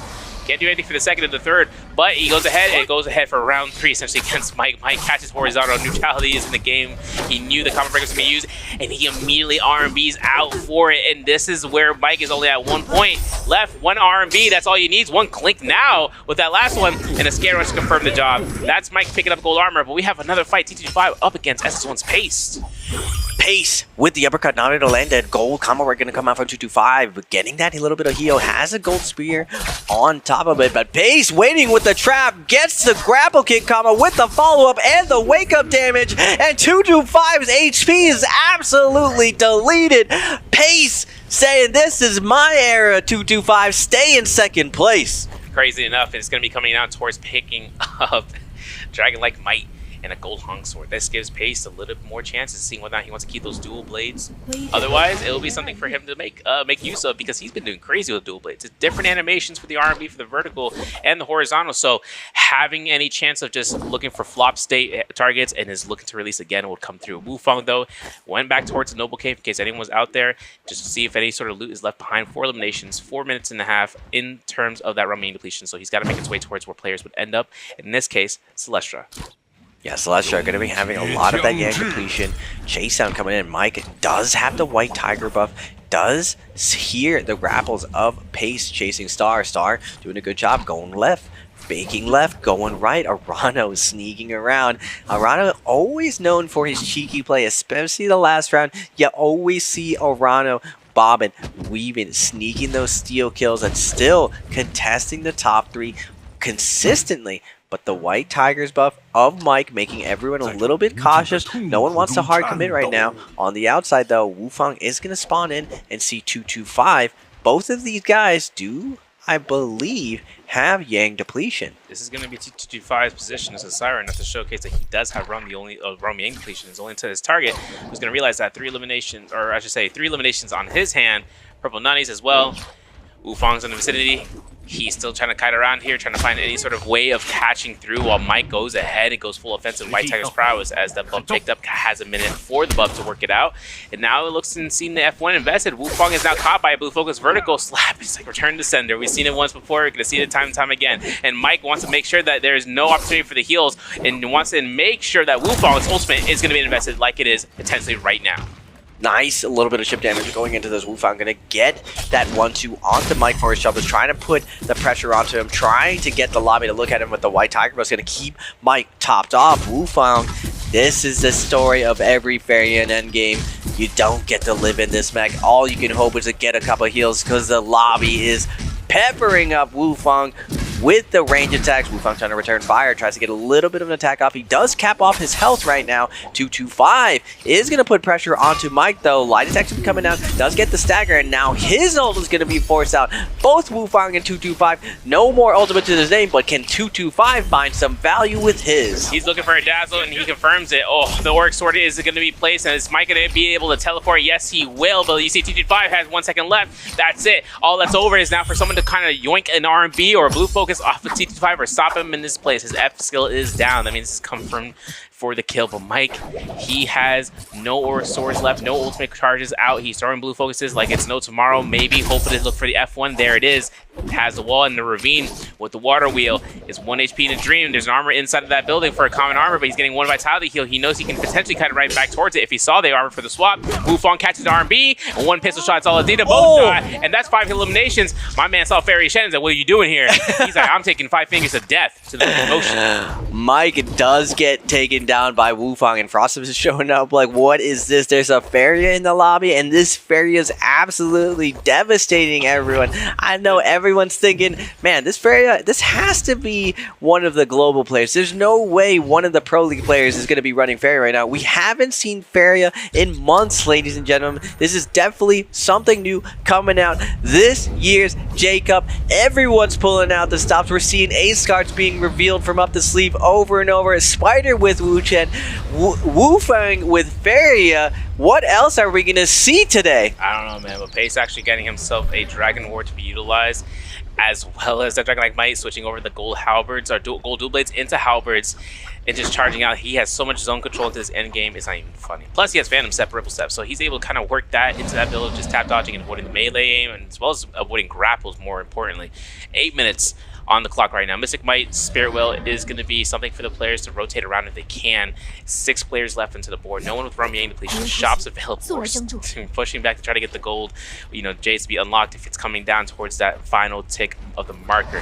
Something that, and only in Immortal War you can do, buying Jades that you can selectify if they are available in the shop. Yeah, Wufang's deep in the shop, just looking around, seeing what he wants to buy. Justina trying to ninja some Jades right now. It's like, hey, what you doing? Smacks him away. Hey, no free Jades for you. Trying to buy some sympathy from the strongest player in the lobby. Wufang is going to be able to cherry pick who he wants to go for. And now we're going to see how Faria is going to be playing against Paste on the Syra. Does Faria force out Syra? It's very, very hard with so many different characters inside the Spirit Well. Who is going to be coming out top? Drop down's going to be coming down, and Wufang's going to opt to buy that Aurora Burst to deny the range damage. Has the Faria ult down. It's looking like trios in here. A little bit, yeah. Frostbus in the background trying to kite under the tower and just looking to try to see the Spirit Well's claim. There's going to be the Jades, the weapon picked up. Wufang on the offensive takes an immediate approach with that Mystic Might, and Verse is going to be the first target on the list here. Frizz Blades come out, the ultimate from Verse. The usage seen to escape. There's one dash looking for an armor swap. We've seen like a deja vu moment. There's a second dash. He's looking to try to find another armor if he can, and he has a last dash to be available. If he needs to use it to kite through a windowsill and just look to just try to break ankles, he would be able to do so. Ruptural Gale